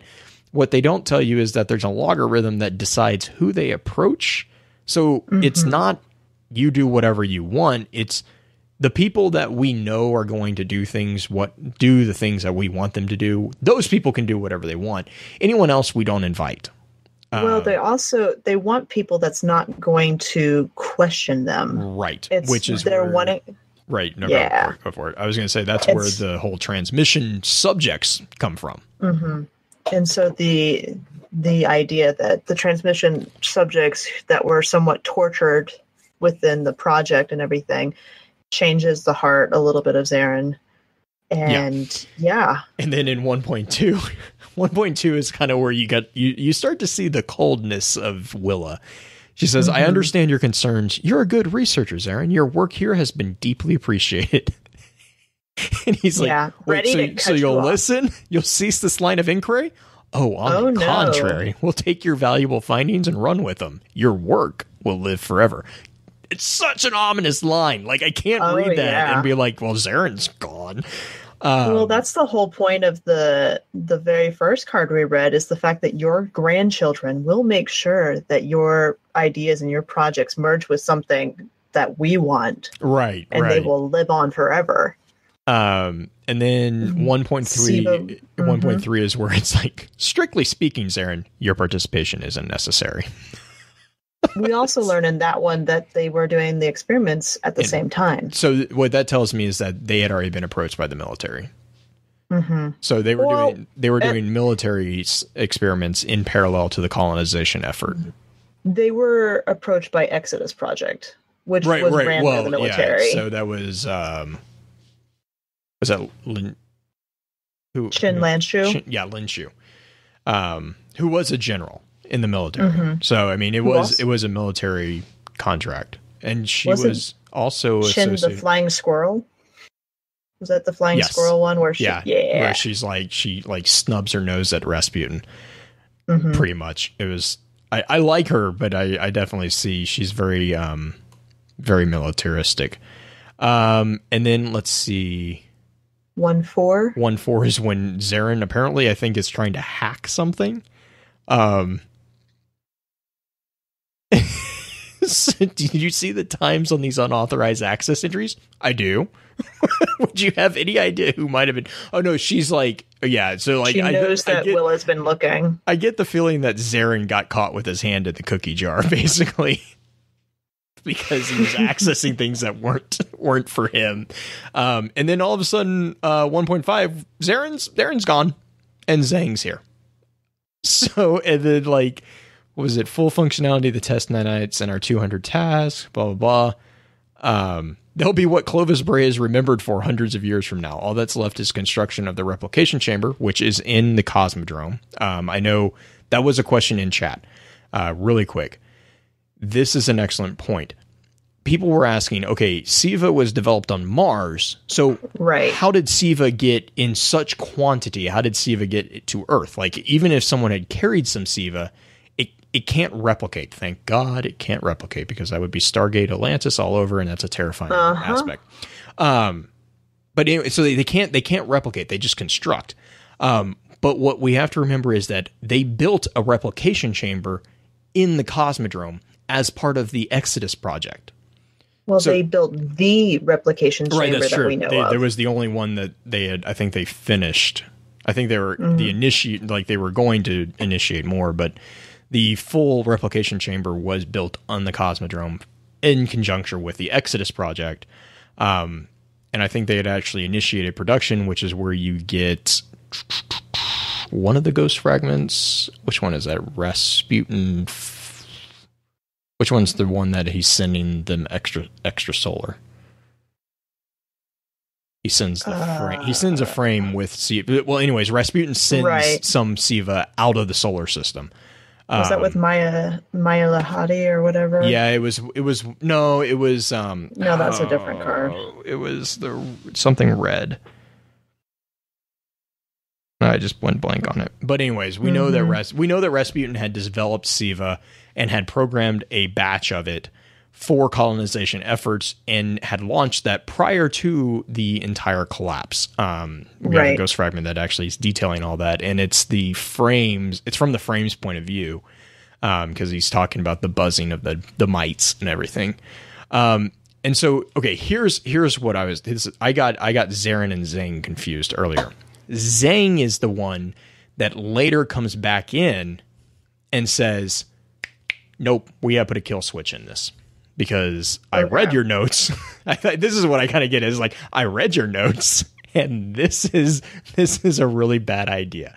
And this is where you get the concept that I think it was Yaren, Destinypedia made a connection that it was Yaren possibly. Another scientist on staff, well, formerly on staff, so that's not ominous at all, brought up the possibility of undesirable outcomes. And then Willa's response is, and you believed her? And she was honest about other matters. So this is where Zhang actually kind of comes in and is like, no, we gotta put a kill switch on this. Which then it kind of, But at the same time, Zhang goes through and finishes the project. Yeah, this is actually confusing. Maybe, do you think maybe 1.6 is still Zarin? It kind of feels like it, but I mean, see that. Because I think there's multiple conversations going on, like they haven't quite left. Another scientist on staff will formally on staff process. I mean, that one, it's hard to know who the voice is. I know, because they don't drop names on that one.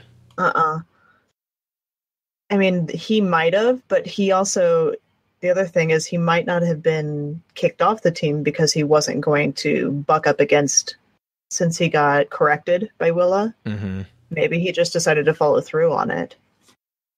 Because in SIVA 1.9, Dormant SIVA 1.9, he has finished the project. He said the complex is ready for wholesale replication of the SIVA nanite. We're waiting for your signal to start. And the most ominous line in all of the Dormant SIVAs, I think, is the new machine age, shall we call it? Let's begin.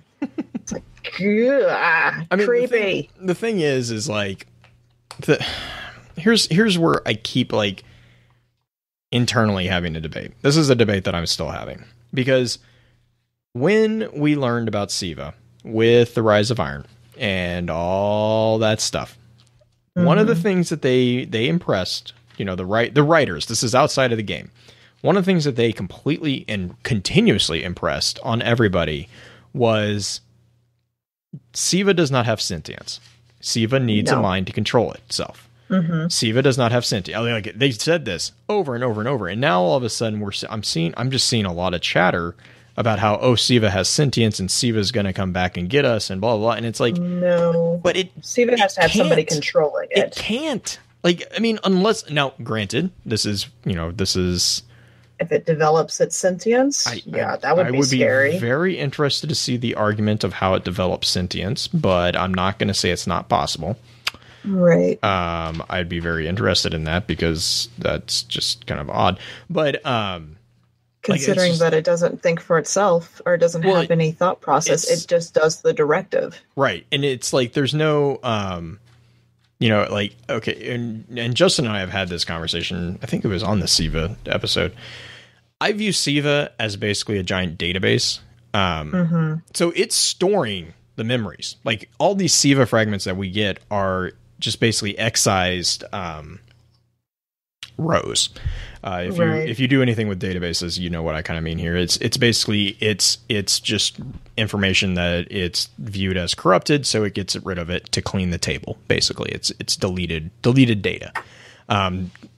The thing about data is it never gets deleted; it just gets removed, stored in some other place. Which is where you actually get the idea of these clumps of SIVA. It's these clumps that have been kind of cast off the main frame of SIVA so that it can't corrupt the database. SIVA is a database. It's storing this information, but it doesn't mean that it's actually, quote, learning from this information. Unless someone has hacked SIVA on an operating system level and reprogrammed the entire base code of these nanotech, which, I'm sorry, we don't know how to do that. Unless that happens, SIVA, if SIVA is what was explained to us from the round table from the Rise of Iron thing, if that is accurate, there is really no way for that to gain sentience. Now, it can be badly programmed, right? Which I actually make an argument that I don't think we've even seen that technically. I think that even with the fallen splicers, they kind of knew what they were programming. I mean, we talked about that a little bit with the psychology of the Elixni, whereas bigger equals more powerful.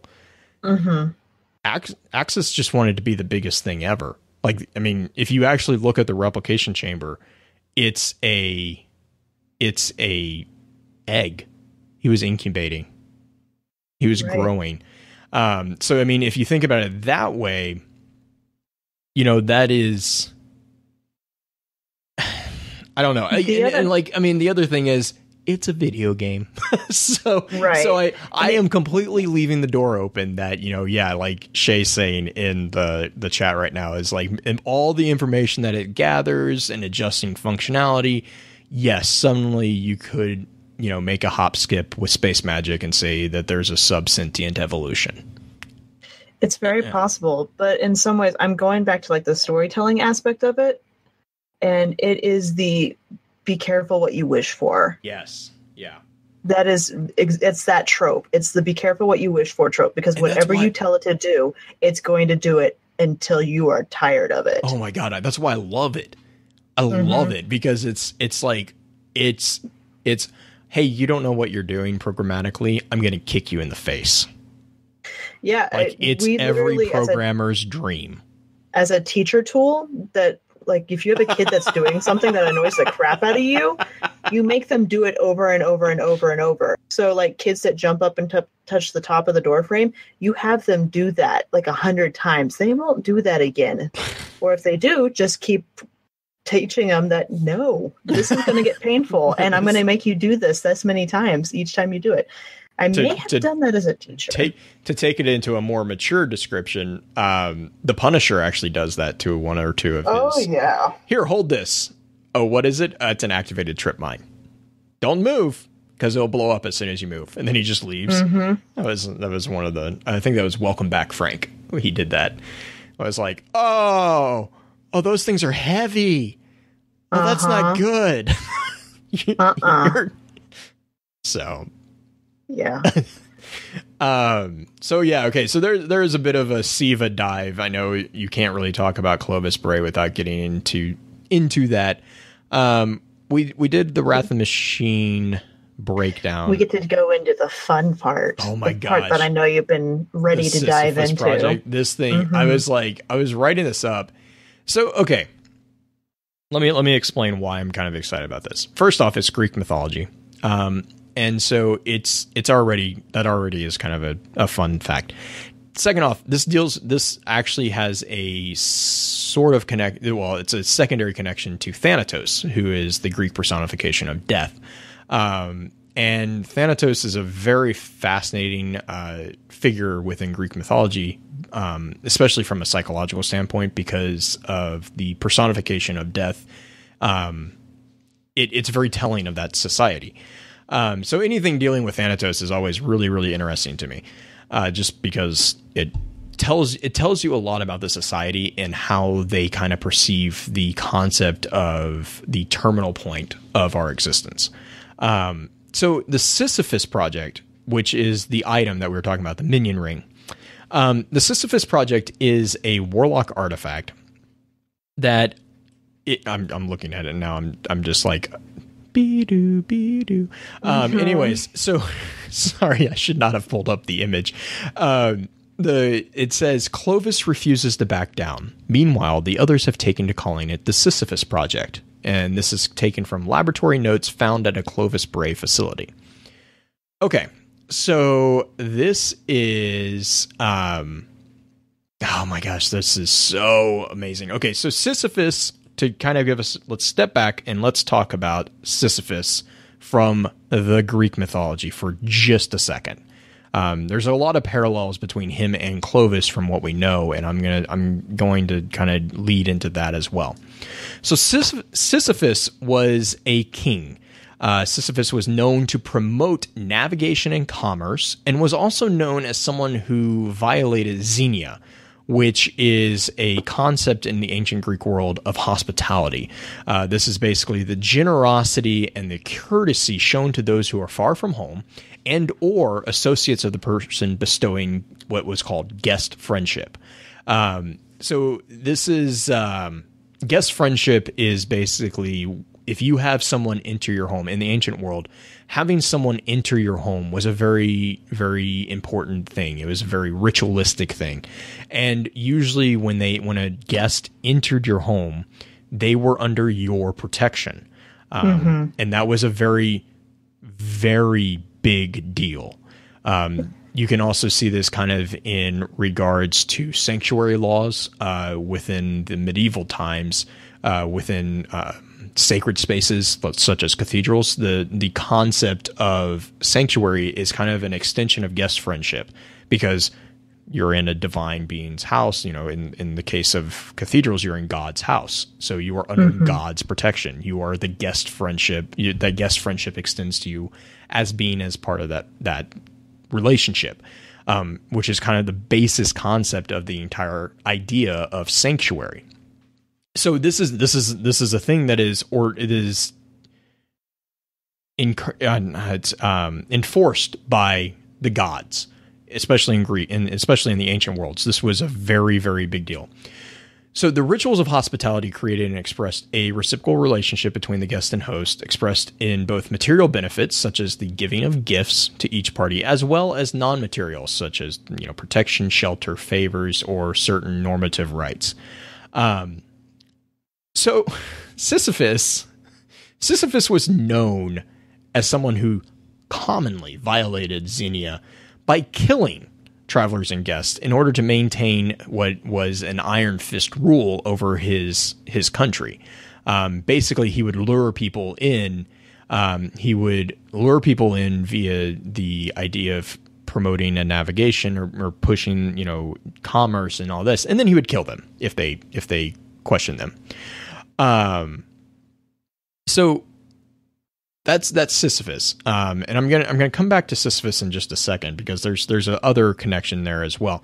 But similarly, Clovis could have been said to lure subjects to his facilities and then, quote, kill them, figuratively, or even in some cases literally, the transmission being one, in experiments such as, I don't know, exoscience, AI testing, and even the Unknown Project, which was literally named the Sisyphus Project by the individuals who were working on it, which a lot of people kind of assume could have been either the catalyst for the exoscience division, or even some of the AI, or even the Vex, depending on who you're talking to and how far down the spinfoil you want to go. The basic concept of the Sisyphus Project, though, a lot of people kind of agree, is that Clovis was obsessed with immortality. He really, really, really wanted to not die. Right. Which is another really fun connection to Sisyphus, because Sisyphus was an a-hole. And there's no denying that. But the thing about Sisyphus was he was really, really good at it. And he was very smart. He was very charismatic, and he usually didn't really get caught. Or not necessarily caught. He couldn't get pinned down. Like, he was very, very, very diplomatic and very charismatic. And he just also is a complete psychopath. But very anyway, Loki-like. Yeah, kind of. But without having the trickster side. Yeah, there was no tricking. He was just killing people. So anyway, Sisyphus is immortal. So guess what? Sisyphus dies of old age, or he died. I can't remember exactly. It depends on which myth. Some say it's old age. Some, he gets killed because he pissed off the wrong person. But anyways, Sisyphus dies. Well, when in ancient Greek mythology you die, guess where you get to go? You get to go to the underworld. Sisyphus was not a good person. So when he got to the underworld, guess what? He didn't get to go to the good place. He didn't get to go to the good fields. He got to go to the bad places. And so in order to kind of duck this payment of karma, if you will, he tricked Thanatos, the god of the dead. He actually tricked Thanatos. I think he tricked him twice. But he tricked him into, so one of the punishments was that Thanatos would chain the dead up, so that they couldn't escape. So they couldn't, because this was a concept of, this was the idea of the nous, or the anima. This was that time. So the nous was something that was very, very, very, separate from normal spirits, so that they could survive, they could haunt you. And so one of the things that prevented all the spirits from coming back was Thanatos. Thanatos and Cerberus and all these gods would actually stop them from coming back into the land of the living. Thanatos was also responsible for collecting the dead. So one of the things that Sisyphus did was he actually tricked death By asking, I'm trying to remember the mythology here. He asked Thanatos how the chains worked, and then while Thanatos was showing him, he actually chained Thanatos with his chains. And then Sisyphus, being Sisyphus, just got up and walked back over to the world of the living, where in certain mythology, he actually goes on to haunt his wife because he viewed what she did as not being an appropriate burial for him. So anyways, Sisyphus actually tricks death and actually, in a way, escapes death, kind of like Clovis. However, the ultimate price comes when Ares, who is the god of war, kind of gets pissed off because the thing about not having death is wars aren't so much fun for Ares because no one's dying. Right. So Ares actually doesn't care that Thanatos gets tricked. Most of the gods think that it's actually kind of funny. Ares gets pissed because he stops having fun with the wars that he's causing on the mortal plane because no one's dying because Thanatos isn't free. So Ares then sends Hermes to free Thanatos, who, is a little annoyed, perturbed, I guess you would say. And that brings us to the famous Sisyphus, or the Sisyphean project. Sisyphus gets punished, and his punishment is he is taken into a pool of water, basically. Or no, that's a different person. Sisyphus is told that he can return to the land of the living when he gets a boulder to the top of a hill. Small problem here. This is the part of the story I know of. Small problem here is Thanatos kind of ones up him and basically charms the boulder to continuously, right as he's getting to the edge of the top of this ramp that he's supposed to push it up, it slips and it rolls all the way back down. And this is where he's locked in for eternity, this cycle of pushing something up. He is destined to just be endlessly doing this. It's a punishment for being too hubris. He's forced to do all the menial tasks and forced to do something that he knows. And the other thing is it's the best part is Sisyphus knows that it's an impossible task, but he can't not do it. And so that's the Sisyphean project. It's something that it's impossible. There is no way that this is going to work. The connection here too that I kind of see here is that, if Clovis Bray, is being presented as a Sisyphean figure in Destiny. So Sisyphus tricked death. So Clovis could have tricked death and created Exos. However, if you follow the arc here, the tricking of death actually led to a price that was extremely outweighed the brief freedom that he was able to enjoy as being deathless. What does that say about Clovis? If they're going to follow that arc, could Clovis come back for a future storyline as something possible. Dark? So maybe something in a crypt, a deep stone crypt. Well, that remains to be seen. So for sure. But I mean, likelihood of that happening, not very high.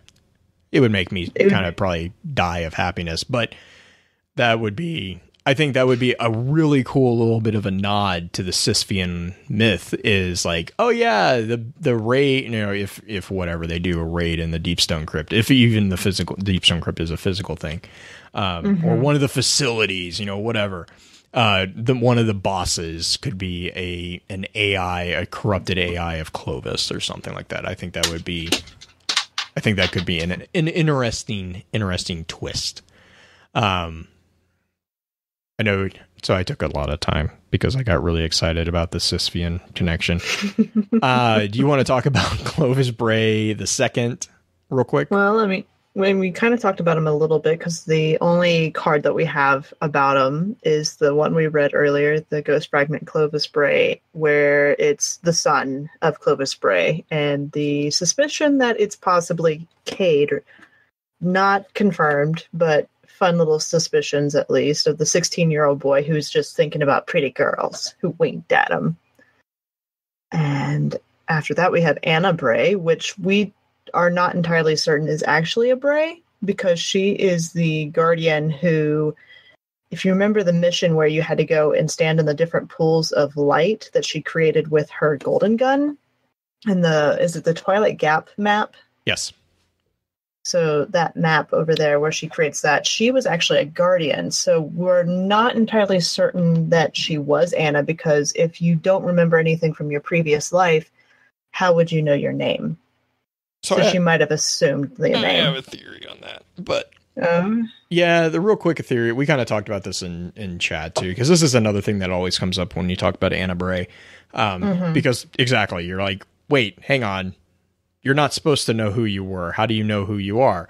One of the theories is, Jake name tag. It was on her name tag. Actually, that's kind of where the theory was going. There was a potential explanation of like she could have been resurrected in a Bray facility. And this could be Anna Bray. This could literally be Anna Bray. And she recognized, she was the employee of the month. Or, whatever Clovis did, or like there's a picture, or she was resurrected in Anna Bray's office. There's just because she is a guardian does not mean that she is not Anna Bray. It just means that she doesn't remember being Anna Bray. Right. So. And then we know Willa Bray, who was the project lead for the SIVA project and the transmission project, pretty much kind of what it seems like just that division. Yeah, I kind of get Willow was in charge of the nanotech. Right. Actually, yeah, I think I would say I was trying to think because the ghost fragment Clovis Bray, the woman that he's having a conversation with, is not Willa Bray. Because obviously Clovis Bray II, unless we're dealing with a really weird family, would not have not recognized his own sister and winked at her or smiled at her. Right. We're not going to go down that road. So anyways, awkward. So she's not, well, what I mean there is that individual seemed to be one of the heads of the AI initiative, which is the theory that leads to the war mines. And Willa, the known connection to Willa is mostly through SIVA and then through Shirazi, also the transmission. So I think Willa kind of specialized with nanotech. Makes sense. Yeah. After that, we have Elsie Bray, and the only card we know of that mentions Elsie Bray is the Eon Trespass ship card, which is an amazing card. Yeah. Oh, it just opens mysteries. You think any card that opens tons of mysteries is an amazing card?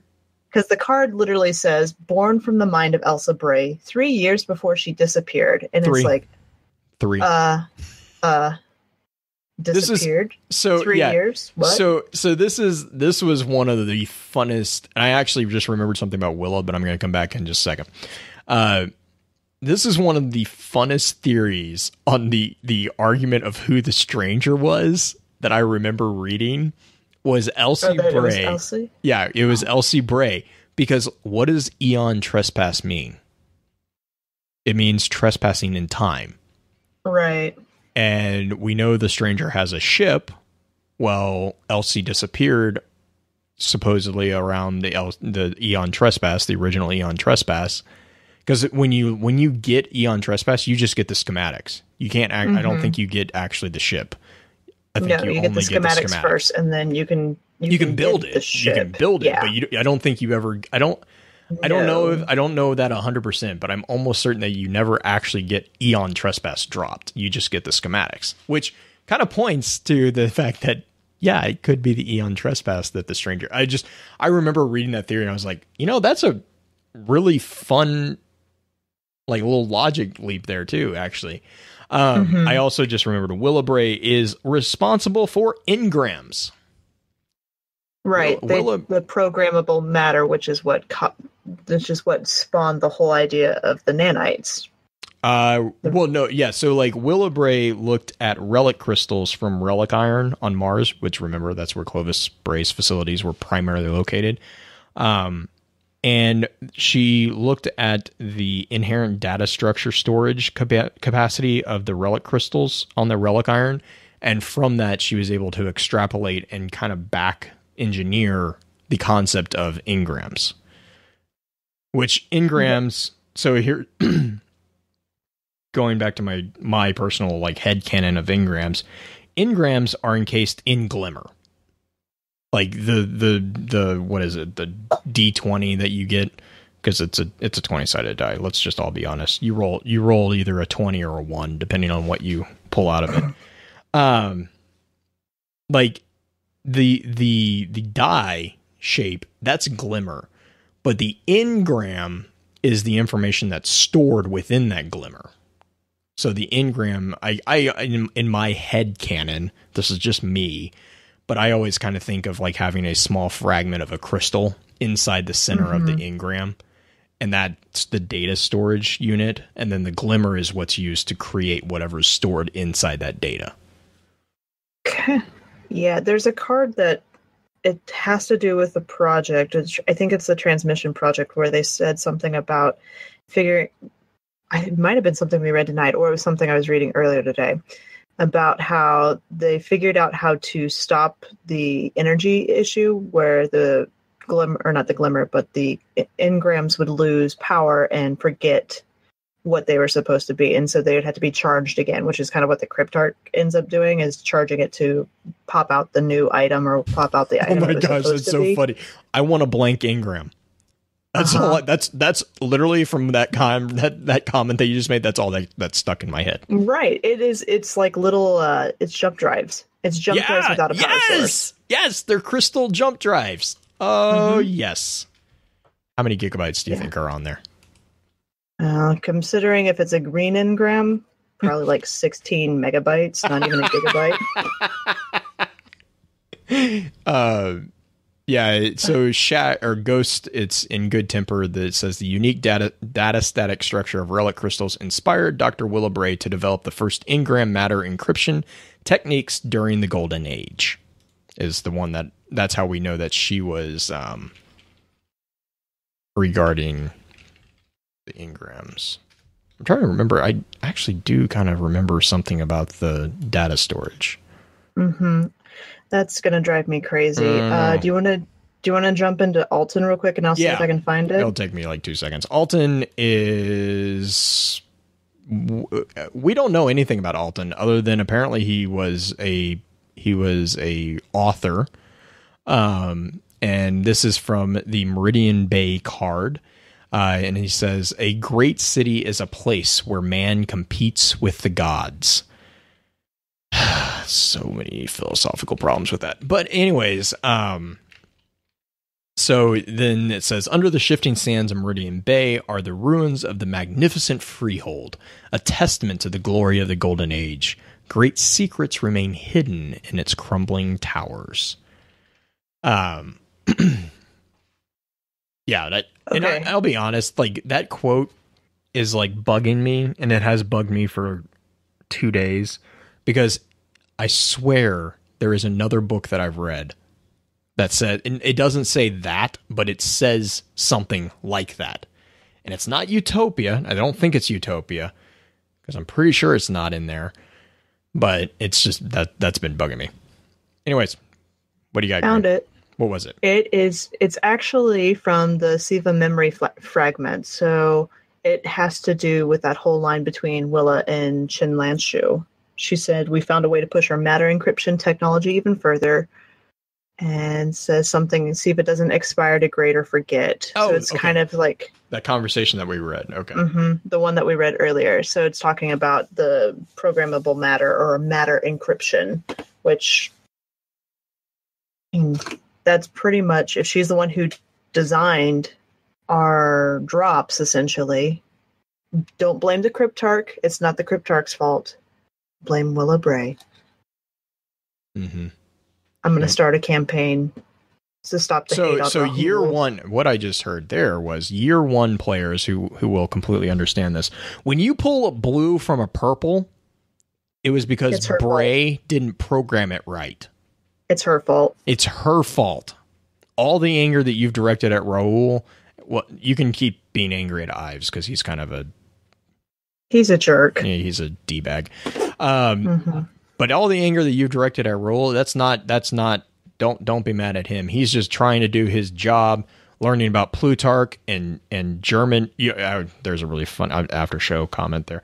No. One of the idle dialogues from Raoul is like hilarious, and I'm not going to put it in the podcast because it's just bad.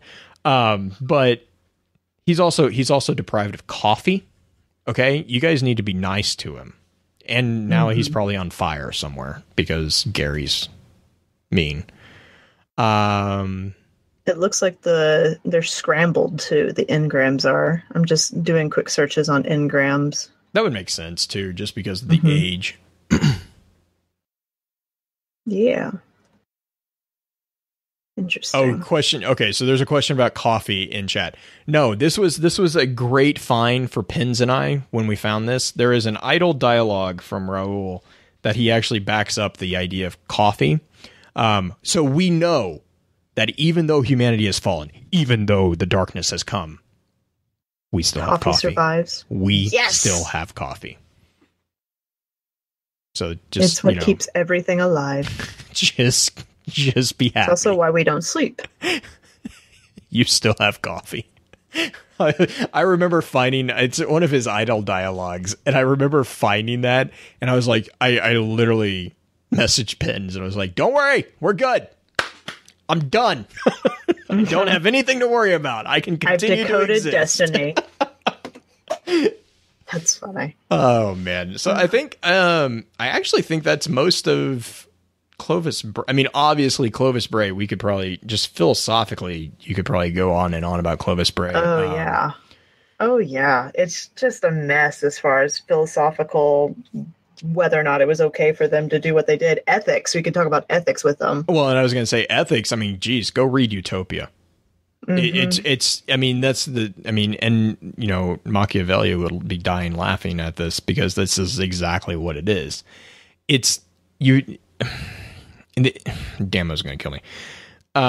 It's the impossibility of a utopian society. Like, you can't have it. You always ultimately end up with something or someone in charge who doesn't want to follow the lack of rules does not actually free people. It actually hurts people sometimes. As a parent, I completely agree with that sentiment, and I will repeat that. The lack of rules and structures is very bad for society, for a child, for anybody. You need structure. Humans need structure. And the problem with this quote unquote unfettered growth is that, well, you know what? I think Jurassic Park said it the best, is you were so busy concerned with whether or not you could, you never stopped to think if maybe you should. And that's the whole idea that Clovis Bray likes to squash, is like, are you tired of somebody holding you down? Right. Telling you shouldn't do it? Shouldn't follow that idea? He's actually encouraging. He's giving you everything you need to do it. Right. And it's one of the most dangerous things about science is it's not that he's encouraging immoral development. It's that he's encouraging amoral development. He is encouraging a scientific progression and scientific research that has no moral sense. You are encouraging an environment, and this is just me getting on a soapbox for 2 seconds, so bear with me. If you encourage an environment that is unconcerned with the rightness or wrongness of something, we've seen what this does in the real world. It creates very bad situations. The Holocaust is an example of that.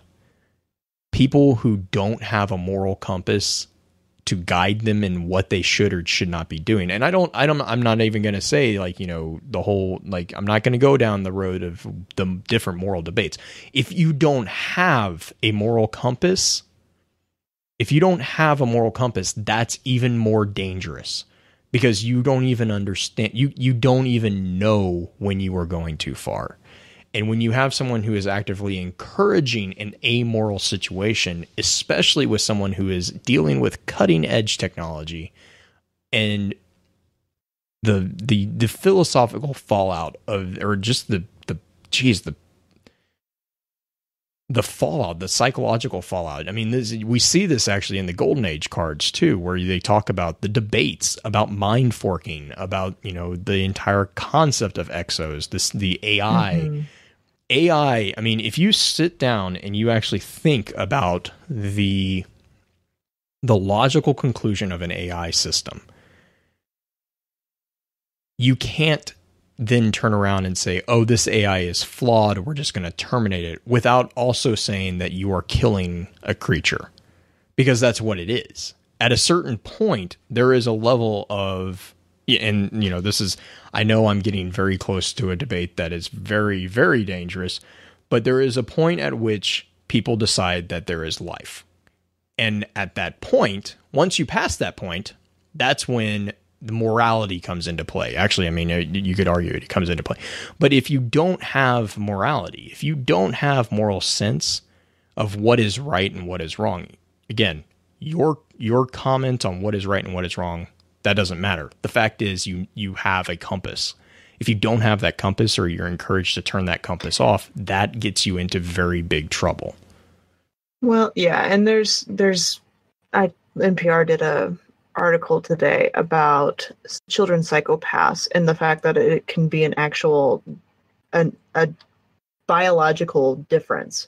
It's not like a training type thing. Like, the kid does not have an amygdala that actually functions correctly, which is the emotional empathy part of your brain that processes feelings and emotions and stuff like that, and can actually feel empathy for somebody else, which is why you get these kids, some cases being very, very extreme, where they don't feel remorse for hurting somebody. They think it's funny, or they think it's something silly. They don't realize that what they're doing is wrong because they have no empathy for that other person. And so what they talked about in the article was teaching them how to have a structurally implied moral compass, where they teach them to have the moral compass by rote. It's the same thing as learning a song over and over. You teach them over and over and over and over. So, I mean, there's so many different roads we can go down with this, and empathy and moral compasses and stuff like that. It's just such a massive topic. Yeah, and I mean, like, and again, I will go ahead and I apologize, because this is actually a big debate for me personally, because morality is a huge. So and it's not because I'm like, whatever. It's because it's a fascinating concept, because the idea of an absolute right or wrong, I think is, well, anyways. So the lack of morality is a very, very terrible thing. And so for scientists to be encouraging people to be basically borderline sociopaths is very concerning, and that should be something that you avoid. Now, you don't need to be like 100%, whatever, like do-gooder, shiny two shoes, whatever. But at the same time, there has to be a line that people don't cross. And when you say, "Oh no, you cross that line, you leap over that line, we'll support you," it's like, I'm going to raise my hand and I'm going to be like, well, what happens when that experiment requires human sacrifice?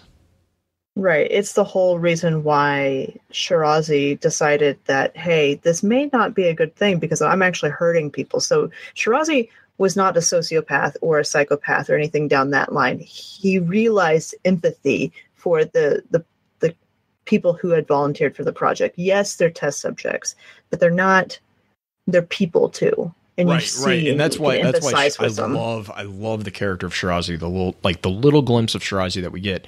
Because he shows, to me at least, when I read a Shirazi quotes, and when you see him interact with Yoon, especially those conversations are hilarious. Like the comments that Yoon has about, like, he's just such a pessimist about everything, right? And he really points to things that Shirazi's like, crap, I can't argue that. Like, that's a really good point. But Shirazi shows that the scientists that are there at Clovis Bray are not Clovis Bray. They aren't like brainwashed. They're there because they're passionate about what they're doing. They think that they are actually making things better.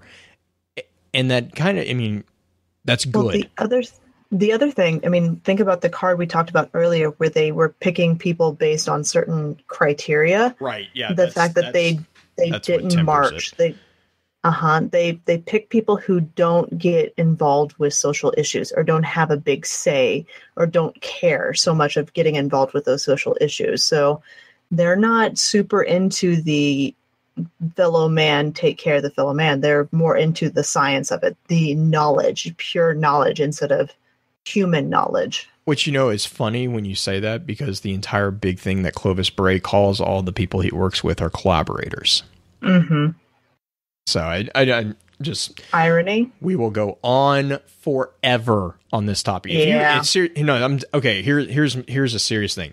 If you want to talk to Green or I about this topic, just shoot the email. Shoot an email to our group box, and I'll pull Green on to the email, and we can get a group email going. Or I mean, if you want to put in a request, we can probably create a group chat in Discord.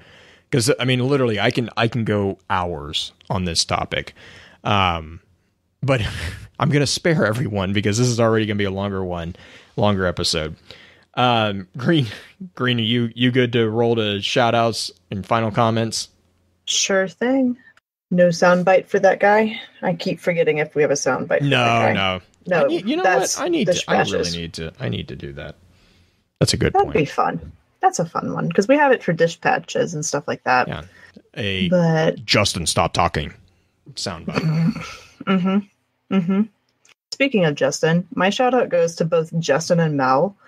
Kind of miss those guys, especially Mel, because I've only ever done one podcast with her, and I miss her because that one podcast was amazing. It was the Color podcast. It was the Color podcast. That was. It was green, purple, blue, and then Mel. And if you miss them too, and I know Mel's super busy with her awesome, like she puts up some pictures of her cosplay stuff that she's doing for the convention she's at.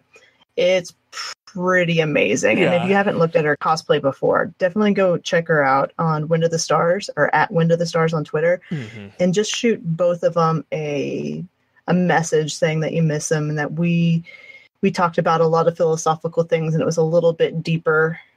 Not to say that Justin can't get deep with his conversations. Just send Justin a hashtag thanks Randy.